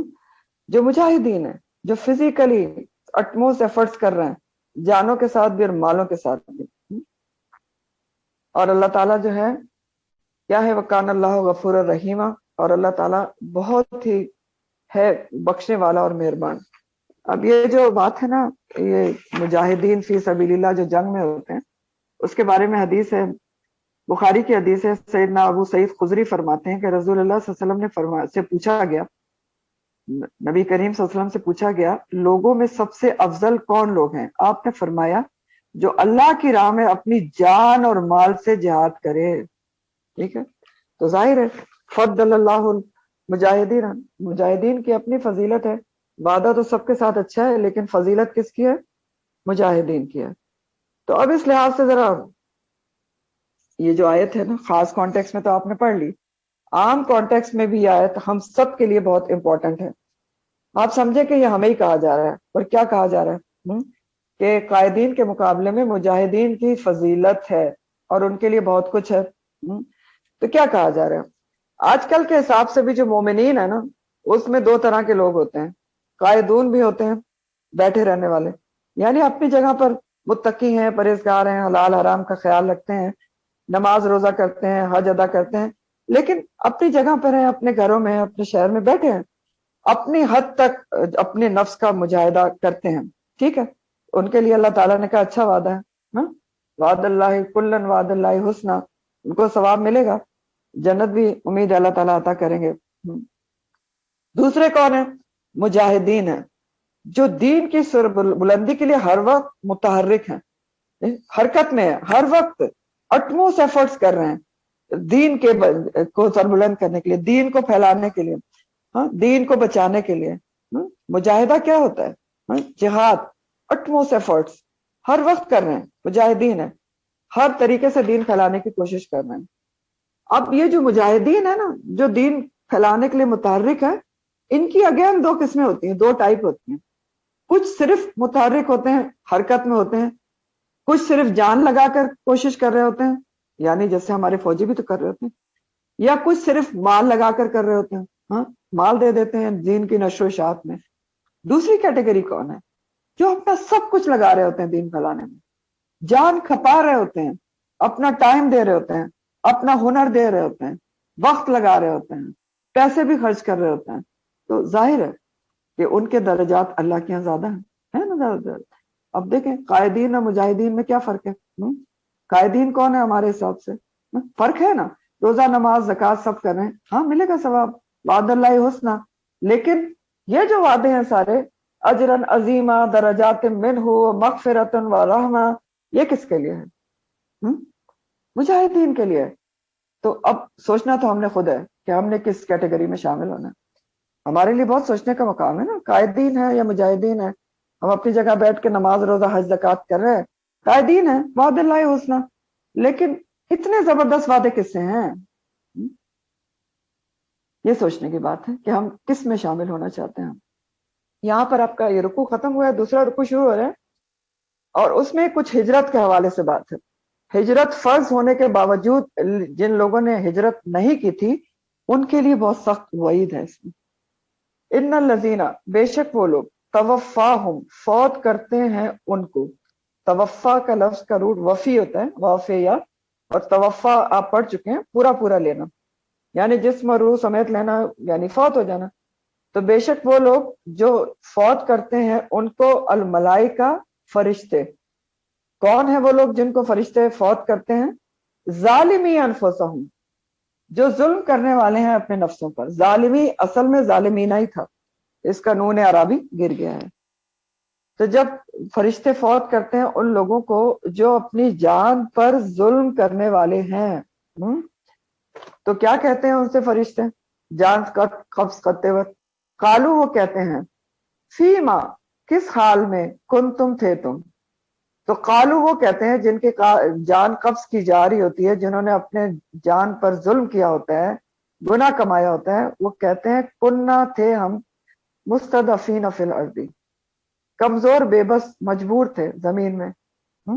تو فرشتے کہتے ہیں الم تکن ارض اللہ واسعہ، کیا اللہ کی زمین جو ہے وسیع نہیں تھی؟ فتہاجروا، تو تم ہجرت کر جاتے فیہا، اس میں۔ تو یہ ہے کس کا ذکر ہو رہا ہے؟ سخت آیت ہے ہجرت کے بارے میں، یہ اگلی کچھ آیات بلکہ پورا رکوع ہجرت کے بارے میں ہے، اور ان لوگوں کے لیے سخت وعید ہے جنہوں نے ہجرت فرض ہونے کے باوجود، ہجرت پر قادر ہونے کے باوجود، استطاعت اور وسعت کے باوجود اللہ کے فرض حکم کو اگنور کیا اور ہجرت نہیں کی۔ آپ کو پتہ ہے کہ فتح مکہ سے پہلے مسلمانوں پر ہجرت فرض کی گئی تھی۔ کیوں کی گئی تھی؟ تاکہ مسلمان کفار سے آزاد ہو کر اپنے اسلامی شعائر کے مطابق زندگی گزاریں، چھپ چھپا کر ان کو دین پر عمل نہ کرنا پڑے۔ اور نمبر 2، تاکہ مدینہ میں مسلمانوں کی طاقت میں اضافہ ہو، سب اکٹھے ہو کر اجتماعی طور پر قوت بن جائیں۔ اور نمبر 3، کفار کے ظلم و ستم سے بچ جائیں۔ اب فتح مکہ کے بعد کیا ہوا کہ پورے عرب میں اسلام کا بول بالا ہو گیا، تو ہجرت کی ضرورت باقی نہیں رہی، تو فرض بھی نہیں رہی۔ فتح مکہ سے پہلے فرض تھی، اور یہ اسی وقت کا ذکر ہو رہا ہے کہ جب فتح مکہ سے پہلے فرض ہونے کے باوجود بعض لوگوں نے ہجرت نہیں کی، اور وہ مجبور بھی نہیں تھے، تو ان کا ذکر ہو رہا ہے۔ تو فتح مکہ کے بعد اسلام کا بول بالا ہو گیا پورے عرب میں، تو ہجرت کی ضرورت نہیں رہی، لیکن فرض نہیں رہی۔ لیکن اس کا یہ مطلب نہیں کہ قیامت تک ہجرت کوئی کر نہیں سکتا، نہیں کر سکتا ہے۔ کس صورت میں کر سکتا ہے؟ اگر کسی علاقے میں مسلمانوں کو دین پر چلنے میں مشکل ہو رہی ہو، ایسے علاقے میں رہتے ہیں جہاں دین پر چلنا مشکل ہے، تو انہیں ایسے علاقے کی طرف چلے جانا چاہیے، ہجرت کر لینا چاہیے جہاں آسانی سے دین پر عمل ہو سکے۔ بہرحال ان آیات میں ہجرت فرض ہونے کے باوجود، استطاعت رکھنے کے باوجود جنہوں نے ہجرت نہیں کی ان کے لیے وعید ہے۔ اور یہ کون لوگ تھے؟ جن کے گھر بار کاروبار مکہ میں تھے، جس کی وجہ سے وہ ہجرت نہیں کر رہے تھے، یعنی قربانی نہیں دے پا رہے تھے نا، گھر بار نہیں چھوڑ پا رہے تھے، کاروبار نہیں چھوڑ پا رہے تھے۔ ظاہر ہے جو مہاجرین چھوڑ کے گئے تھے ان کے پاس تو کچھ بھی نہیں تھا، خالی ہاتھ گئے تھے، تو اب یہ قربانی نہیں دے پا رہے تھے، اور یہی ان کا اپنی جانوں پہ ظلم تھا نا۔ ظالمی انفسہم جو کہا گیا ہے، قربانی نہیں دے پا رہے تھے، اللہ کے حکم پر عمل نہیں کر پا رہے تھے۔ تو جو اللہ کے حکم پر عمل نہیں کرتا وہ اپنی جان پر ظلم نہیں کرتا ہے نا۔ تو یہ ان کا اپنی جان پہ ظلم تھا کہ وہ اللہ کے حکم کے باوجود کہ ہجرت فرض ہے، وہ اپنا کاروبار اور یہ گھر بار وغیرہ چھوڑ نہیں پا رہے تھے۔ دوسرے وہ بھی تھے جو راستے کے مصائب سے خوفزدہ تھے کہ دشمن حملہ کر کے مار نہ دے۔ تو جو لوگ باوجود استطاعت اور طاقت کے ہجرت نہیں کر رہے تھے، وہ آزادی سے اپنے دین کے فرائض بھی ادا نہیں کر پا رہے تھے، اسلام انہوں نے چھپا کر رکھا ہوا تھا۔ ظاہر ہے نا، اب وہ اپنے کاروبار کی وجہ سے نہیں جا رہے مکہ چھوڑ کے، اپنے گھر بار اپنے عزیز رشتہ داروں کو نہیں چھوڑ پا رہے ہیں، فرض حکم پر عمل نہیں کر رہے. تو اب مکہ میں رہ رہے ہیں، ابھی فتح مکہ نہیں ہوا ہے، تو اب ظاہر ہے انہوں نے اپنا اسلام چھپا کے رکھا ہوا تھا. غزوہ بدر میں بھی ایسے کچھ مسلمانوں کو زبردستی کفار کے ساتھ جانا پڑا تھا، اور کچھ ان میں سے مارے بھی گئے تھے، اور کچھ قیدی بنے تھے، حضرت عباس قیدی بنا کے لائے گئے تھے. تو کفار کرتے کیا تھے کہ جان بوجھ کر ایسے مسلمانوں کو جن کو ان کو پتا تھا کہ یہ اسلام لا چکے ہیں، چھپایا ہوا ہے، ان کو اپنی صف میں آگے رکھتے تھے جب جنگ ہوتی تھی جان بوجھ کے. اور جب مسلمان دوسری سائڈ سے سامنے آتا تھا تو مشکل میں پھنس جاتے تھے کہ یہ تو اپنے ہی بھائی ہیں، کیسے مارے. ہاتھ چلائیں تو نقصان ہے اور ہاتھ روکیں تو اپنا نقصان ہے. ٹھیک، تو اب یہ دوسرا اپنی جانوں پر ظلم تھا ان کا. ٹھیک، جانوں پر ظلم ہی تھا نا، کہ اب اگر سامنے آ گئے ہیں تو اب سامنے والے مسلمان کو ہاتھ روکنا پڑے گا، یا مار دے گا تو تب بھی مشکل ہے، اپنی جان پر ظلم ہو جائے گا. تو یہ دوسرا ظلم تھا. اسی لیے بخاری کی روایت میں ابن عباس اس شان کی شان نزول میں فرماتے ہیں کہ مکہ کے مسلمانوں میں کچھ ایسے لوگ بھی تھے جو مشرکوں کے ساتھ رہتے تھے، اور مقابلے کے وقت ان کی جمعیت بڑھاتے تھے. پھر مقابلے کے وقت اگر کوئی تیر یا تلوار مسلمانوں کی طرف سے انہیں لگ جاتا تو وہ مر جاتے. تو ایسے ہی لوگوں کے بارے میں اللہ تعالیٰ نے اس آیت کا نزول فرمایا. اب سمجھ گئے آپ؟ ہجرت نہیں کر رہے ہیں اللہ کے حکم کی وجہ سے، دنیاوی ریزن کی وجہ سے اللہ کے حکم کو اگنور کر دیا. پھر مجبوراً ظاہر ہے کیونکہ کفار کے ساتھ تھے تو ان کی طرف سے آنا بھی پڑتا تھا، اور اگر مقابلے میں کوئی تیر یا تلوار مسلمانوں کی طرف سے لگ جاتا تو مر جاتے تھے. تو ایسے لوگوں کے بارے میں یہاں پر ذکر کیا جا رہا ہے. اور اس آیت میں ان مسلمانوں کو اپنی جان پر ظلم کرنے والا بتایا گیا ہے، نفس پر گناہ کرنے والا بتایا گیا ہے، جنہوں نے اللہ کے حکم کے باوجود ہجرت نہیں کی، فرض کے باوجود. ظالمی انفسہم کہا گیا ہے. کیوں؟ کیونکہ جو بھی اللہ کے حکم کے خلاف کرتا ہے، اللہ کے واضح حکم کے خلاف کرتا ہے، تو وہ اپنی جان پر ظلم کرتا ہے. کیوں؟ گناہ کماتا ہے، اس کا وبال اس کو بھگتنا پڑے گا. تو ایسے لوگوں کی جان قبض کرنے کے لیے جب فرشتے آتے ہیں، کیسے لوگوں کی؟ جنہوں نے فرض ہونے کے باوجود ہجرت نہیں کی، استطاعت رکھتے تھے، دنیاوی ریزنز، قربانی نہیں دی، اور پھر مسلمانوں کا نقصان کرتے تھے کہ سامنے آ جاتے تھے کفار کے ساتھ مل کر. تو جب وہ مرتے ہیں تو اس وقت فرشتے اللہ تعالیٰ ان کی جو مرنے کی کیفیات ہیں اور ان کا جو جرم ہے اس کے حساب سے ان کا معاملہ ہے وہ ایکسپلین کر رہے ہیں. ایسے لوگوں کی جان قبض کرتے ہوئے جب فرشتے آتے ہیں قبض کرنے کے لیے، تو ان سے فرشتے کہتے ہیں، پوچھتے ہیں پہلے، فیما کنتم، کس حال میں تھے تم؟ کیا پوچھتے ہیں فرشتے؟ حجت تمام کرتے ہیں. کہتے ہیں کہ کس حال میں تھے تم، کس مقام پر تھے؟ ہجرت تو فرض ہو چکی تھی لیکن تم تو مدینہ میں نہیں تھے. تو فیما کنتم، کیوں تم موجود تھے اللہ کے حکم کے خلاف مکہ میں، کیا کر رہے تھے؟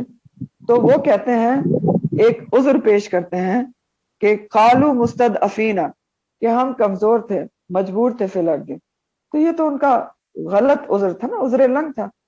تو فرشتے ان کو کہتے ہیں، قالو الم تکن ارض اللہ واسعہ فتہاجروا فیہا، کیا اللہ کی زمین جو ہے وسیع نہیں تھی؟ کس چیز سے تم مجبور تھے؟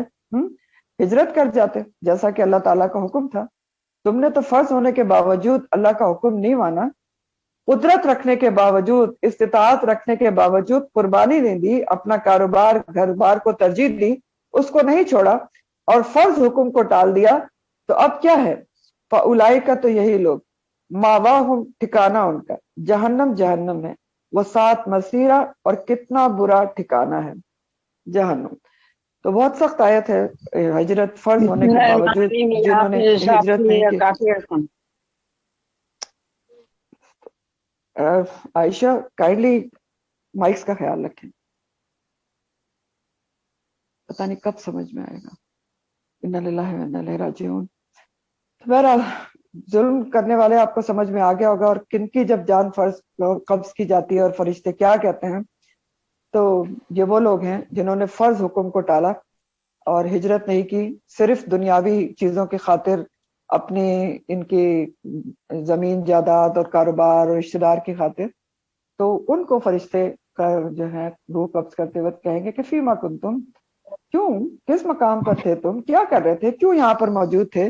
اللہ نے تو تمہارے پر ہجرت فرض کی تھی، تو تم نے ہجرت کیوں نہیں کی؟ یہ پوچھتے ہیں ان سے.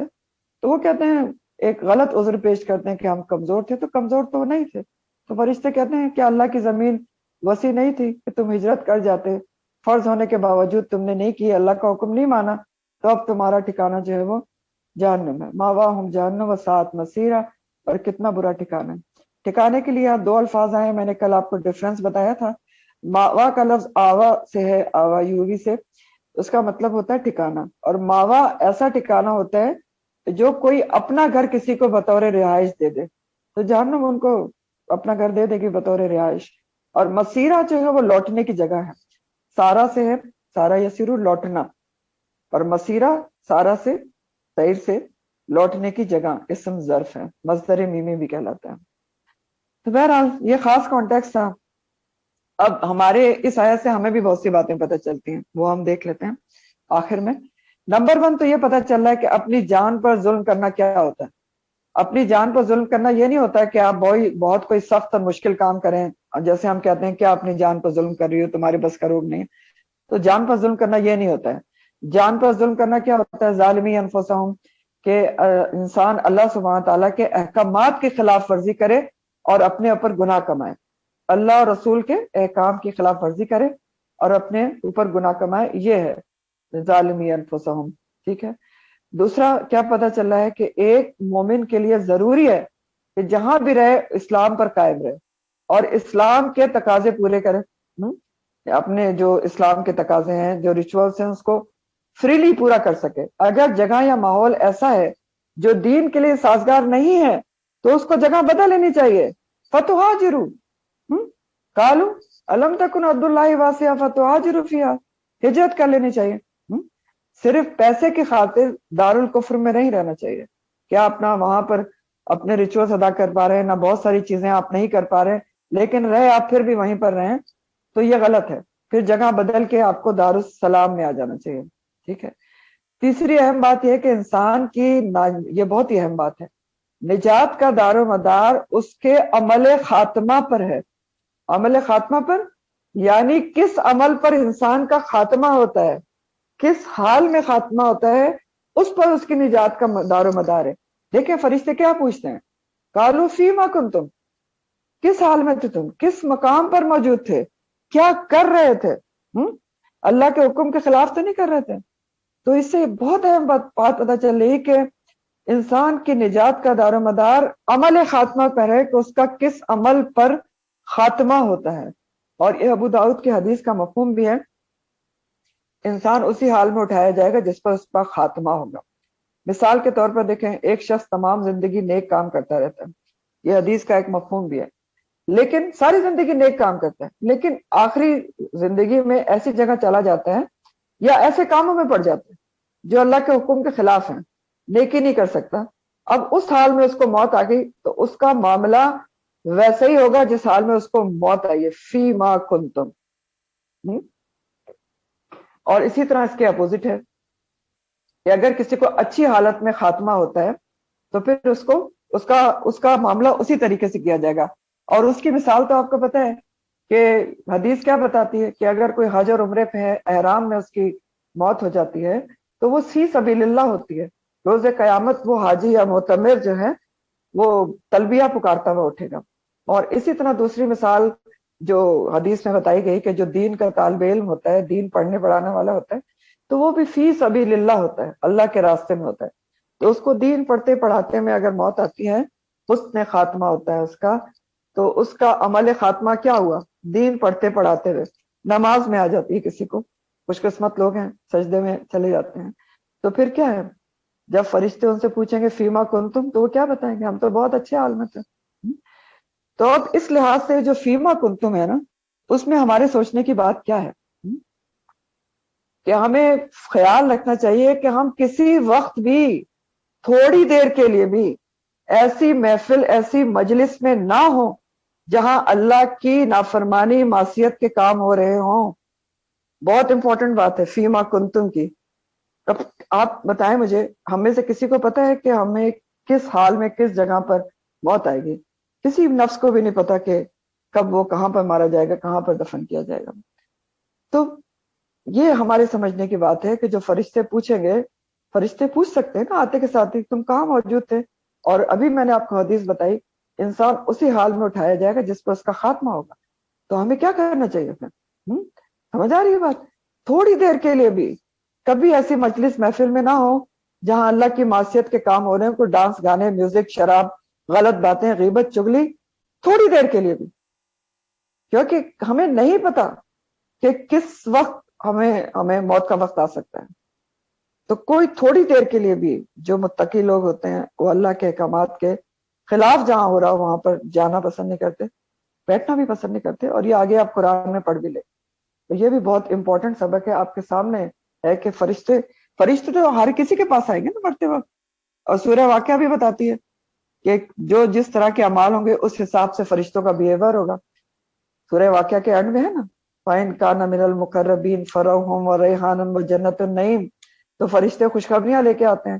اصحاب الیمین ہے تب بھی فَسَلَامٌ لَكَ اصحاب الیمین، لیکن اگر اس میں سے ہوا مکذبین میں سے اور ضالین میں سے، تو کیا ہے اس کے لیے؟ فَنُزُلٌ مِّنْ حَمِيمٍ، تو پھر اس کی مہمانی ہوگی کھولتے ہوئے پانی سے، اللہم لا تجعلنا منہم۔ تو یہ بھی بہت امپورٹنٹ بات ہے کہ انسان کا جو سارا آگے کا نجات کا مرحلہ ہے نا، قبر میں جو اس کا حال احوال ہے، جو آخرت میں ہے، وہ سب اس کے آخری اعمال پر ڈیپینڈ کرتا ہے، آخر میں وہ کیا عمل کر رہا تھا، اور آخر تو ہم میں سے کسی کو بھی نہیں پتا کہ کب آنے والا ہے۔ تو بہرحال اسی طرح اگلا پوائنٹ یہ ہے کہ چاہے آپ اپنے ملک میں ہوں یا ملک سے باہر ہوں، یہ عذر و بہانہ قابل قبول نہیں ہوتا کہ نماز نہیں پڑھ سکتے کیونکہ نوکری کا معاملہ ہے۔ معاف کرے، چاہے آپ اپنے ملک میں ہو یا غیر ملک میں ہو، آپ کو یہ عذر و بہانہ قابل قبول نہیں ہے اس آیت کے مطابق کہ ہم جس جاب پہ ہوتے ہیں اس پہ میٹنگز چل رہی ہوتی ہیں، نماز نہیں پڑھی جا سکتی، باس ناراض ہوتا ہے، آ کے ساری اکٹھی پڑھ لیتے ہیں۔ یہ انسان کی اپنی کمزوری ہوتی ہے۔ اگر جس جگہ پہ آپ اسلام کے شاعر پہ عمل نہیں کریں تو بدل دیں، یہی تو فرشتے کہیں گے، قالوا الم تکن ارض اللہ واسعہ فتہاجروا فیہا، تو ہجرت کر لیتے۔ نمازیں چھوڑنا تو آپ کو پتہ ہے نا، ایک نماز کا بھی سوال ہوگا۔ یہ میں نے ایک مثال دی ہے، کوئی بہانہ ایسے قابل قبول نہیں ہوتا۔ تو ایمان والوں کو ہر جگہ یہ کوشش کرنا چاہیے کہ وہ اپنے شاعر پر، اپنے ریچولز پر، اپنے اسلام کے طریقوں پر عمل کر سکیں، ایسی جگہ پر رہیں، اور اگر ایسی جگہ نہیں ہے تو ان کو بدل لینا چاہیے۔ قیامت تک کے لیے یہ اگلا پوائنٹ ہے، ہجرت منع نہیں ہے۔ دارالکفر میں رہنا یعنی جو اسلامی ملک نہیں ہے، صرف دو صورتوں میں جائز ہے، صرف دو صورتوں میں۔ نمبر 1 یہ کہ آپ دین پھیلانے کے لیے وہاں رہ رہے ہیں، دعوت و تبلیغ کے لیے۔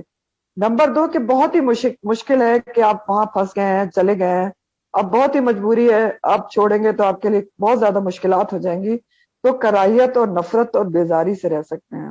لیکن جان بوجھ کر دارالکفر میں جانا صرف پیسہ کمانے کی خاطر، یہ اسلام کسی صورت بھی اجازت نہیں دیتا، اور بہت حدیث کا مفہوم ہے کہ جس نے جس نیت سے ہجرت کی وہ اسی کے لیے کاؤنٹ ہوگی۔ اگر کسی نے کسی عورت کے لیے ہجرت کی تو وہ ظاہر ہے اسی کے وہی نیت اس کی کاؤنٹ کی جائے گی، انما الاعمال بالنیات کے ساتھ یہ حدیث ہے۔ تو ظاہر ہے کوئی کسی پیسے کے لیے جاتا ہے تو پھر اس کی وہی نیت کاؤنٹ کی جائے گی۔ اور اس میں بہت ساری قباحتیں ہوتی ہیں، آپ کو پتہ ہے کہ ایسا حکم کیوں ہے کہ انسان جو ہے دارالسلام میں رہے، دارالکفر میں نہ رہے، کیونکہ دیکھیں آپ اگر اپنے آپ کو لاڈ پہ مضبوط رکھیں تو آپ کے بچے جو ہیں وہ اس سے متاثر ہوتے ہیں، اور آج کل ہو رہے ہیں۔ اتنی بڑی بڑی قباحتیں ہیں کہ بچے بحث کرتے ہیں اپنے والدین سے کہ نہیں یہ کیوں برا ہے، اس میں کیا برائی ہے، ہومو سیکچوالٹی میں کیا برائی ہے، کیونکہ وہ اس ماحول میں رہ رہے ہوتے ہیں۔ تو بہرحال یہ ساری باتیں ہیں۔ وآخر دعوانا ان الحمدللہ رب العالمین، سبحانک اللہم و بحمدک، نشہد ان لا الہ الا انت، نستغفرک و نتوب الیک۔ سبحان ربک رب العزت عما یصفون وسلام علی المرسلین والحمد للہ رب العالمین۔ ربنا تقبل منا انک انت السمیع العلیم وتب علینا انک انت التواب الرحیم، آمین یا رب العالمین۔ السلام علیکم ورحمۃ اللہ وبرکاتہ۔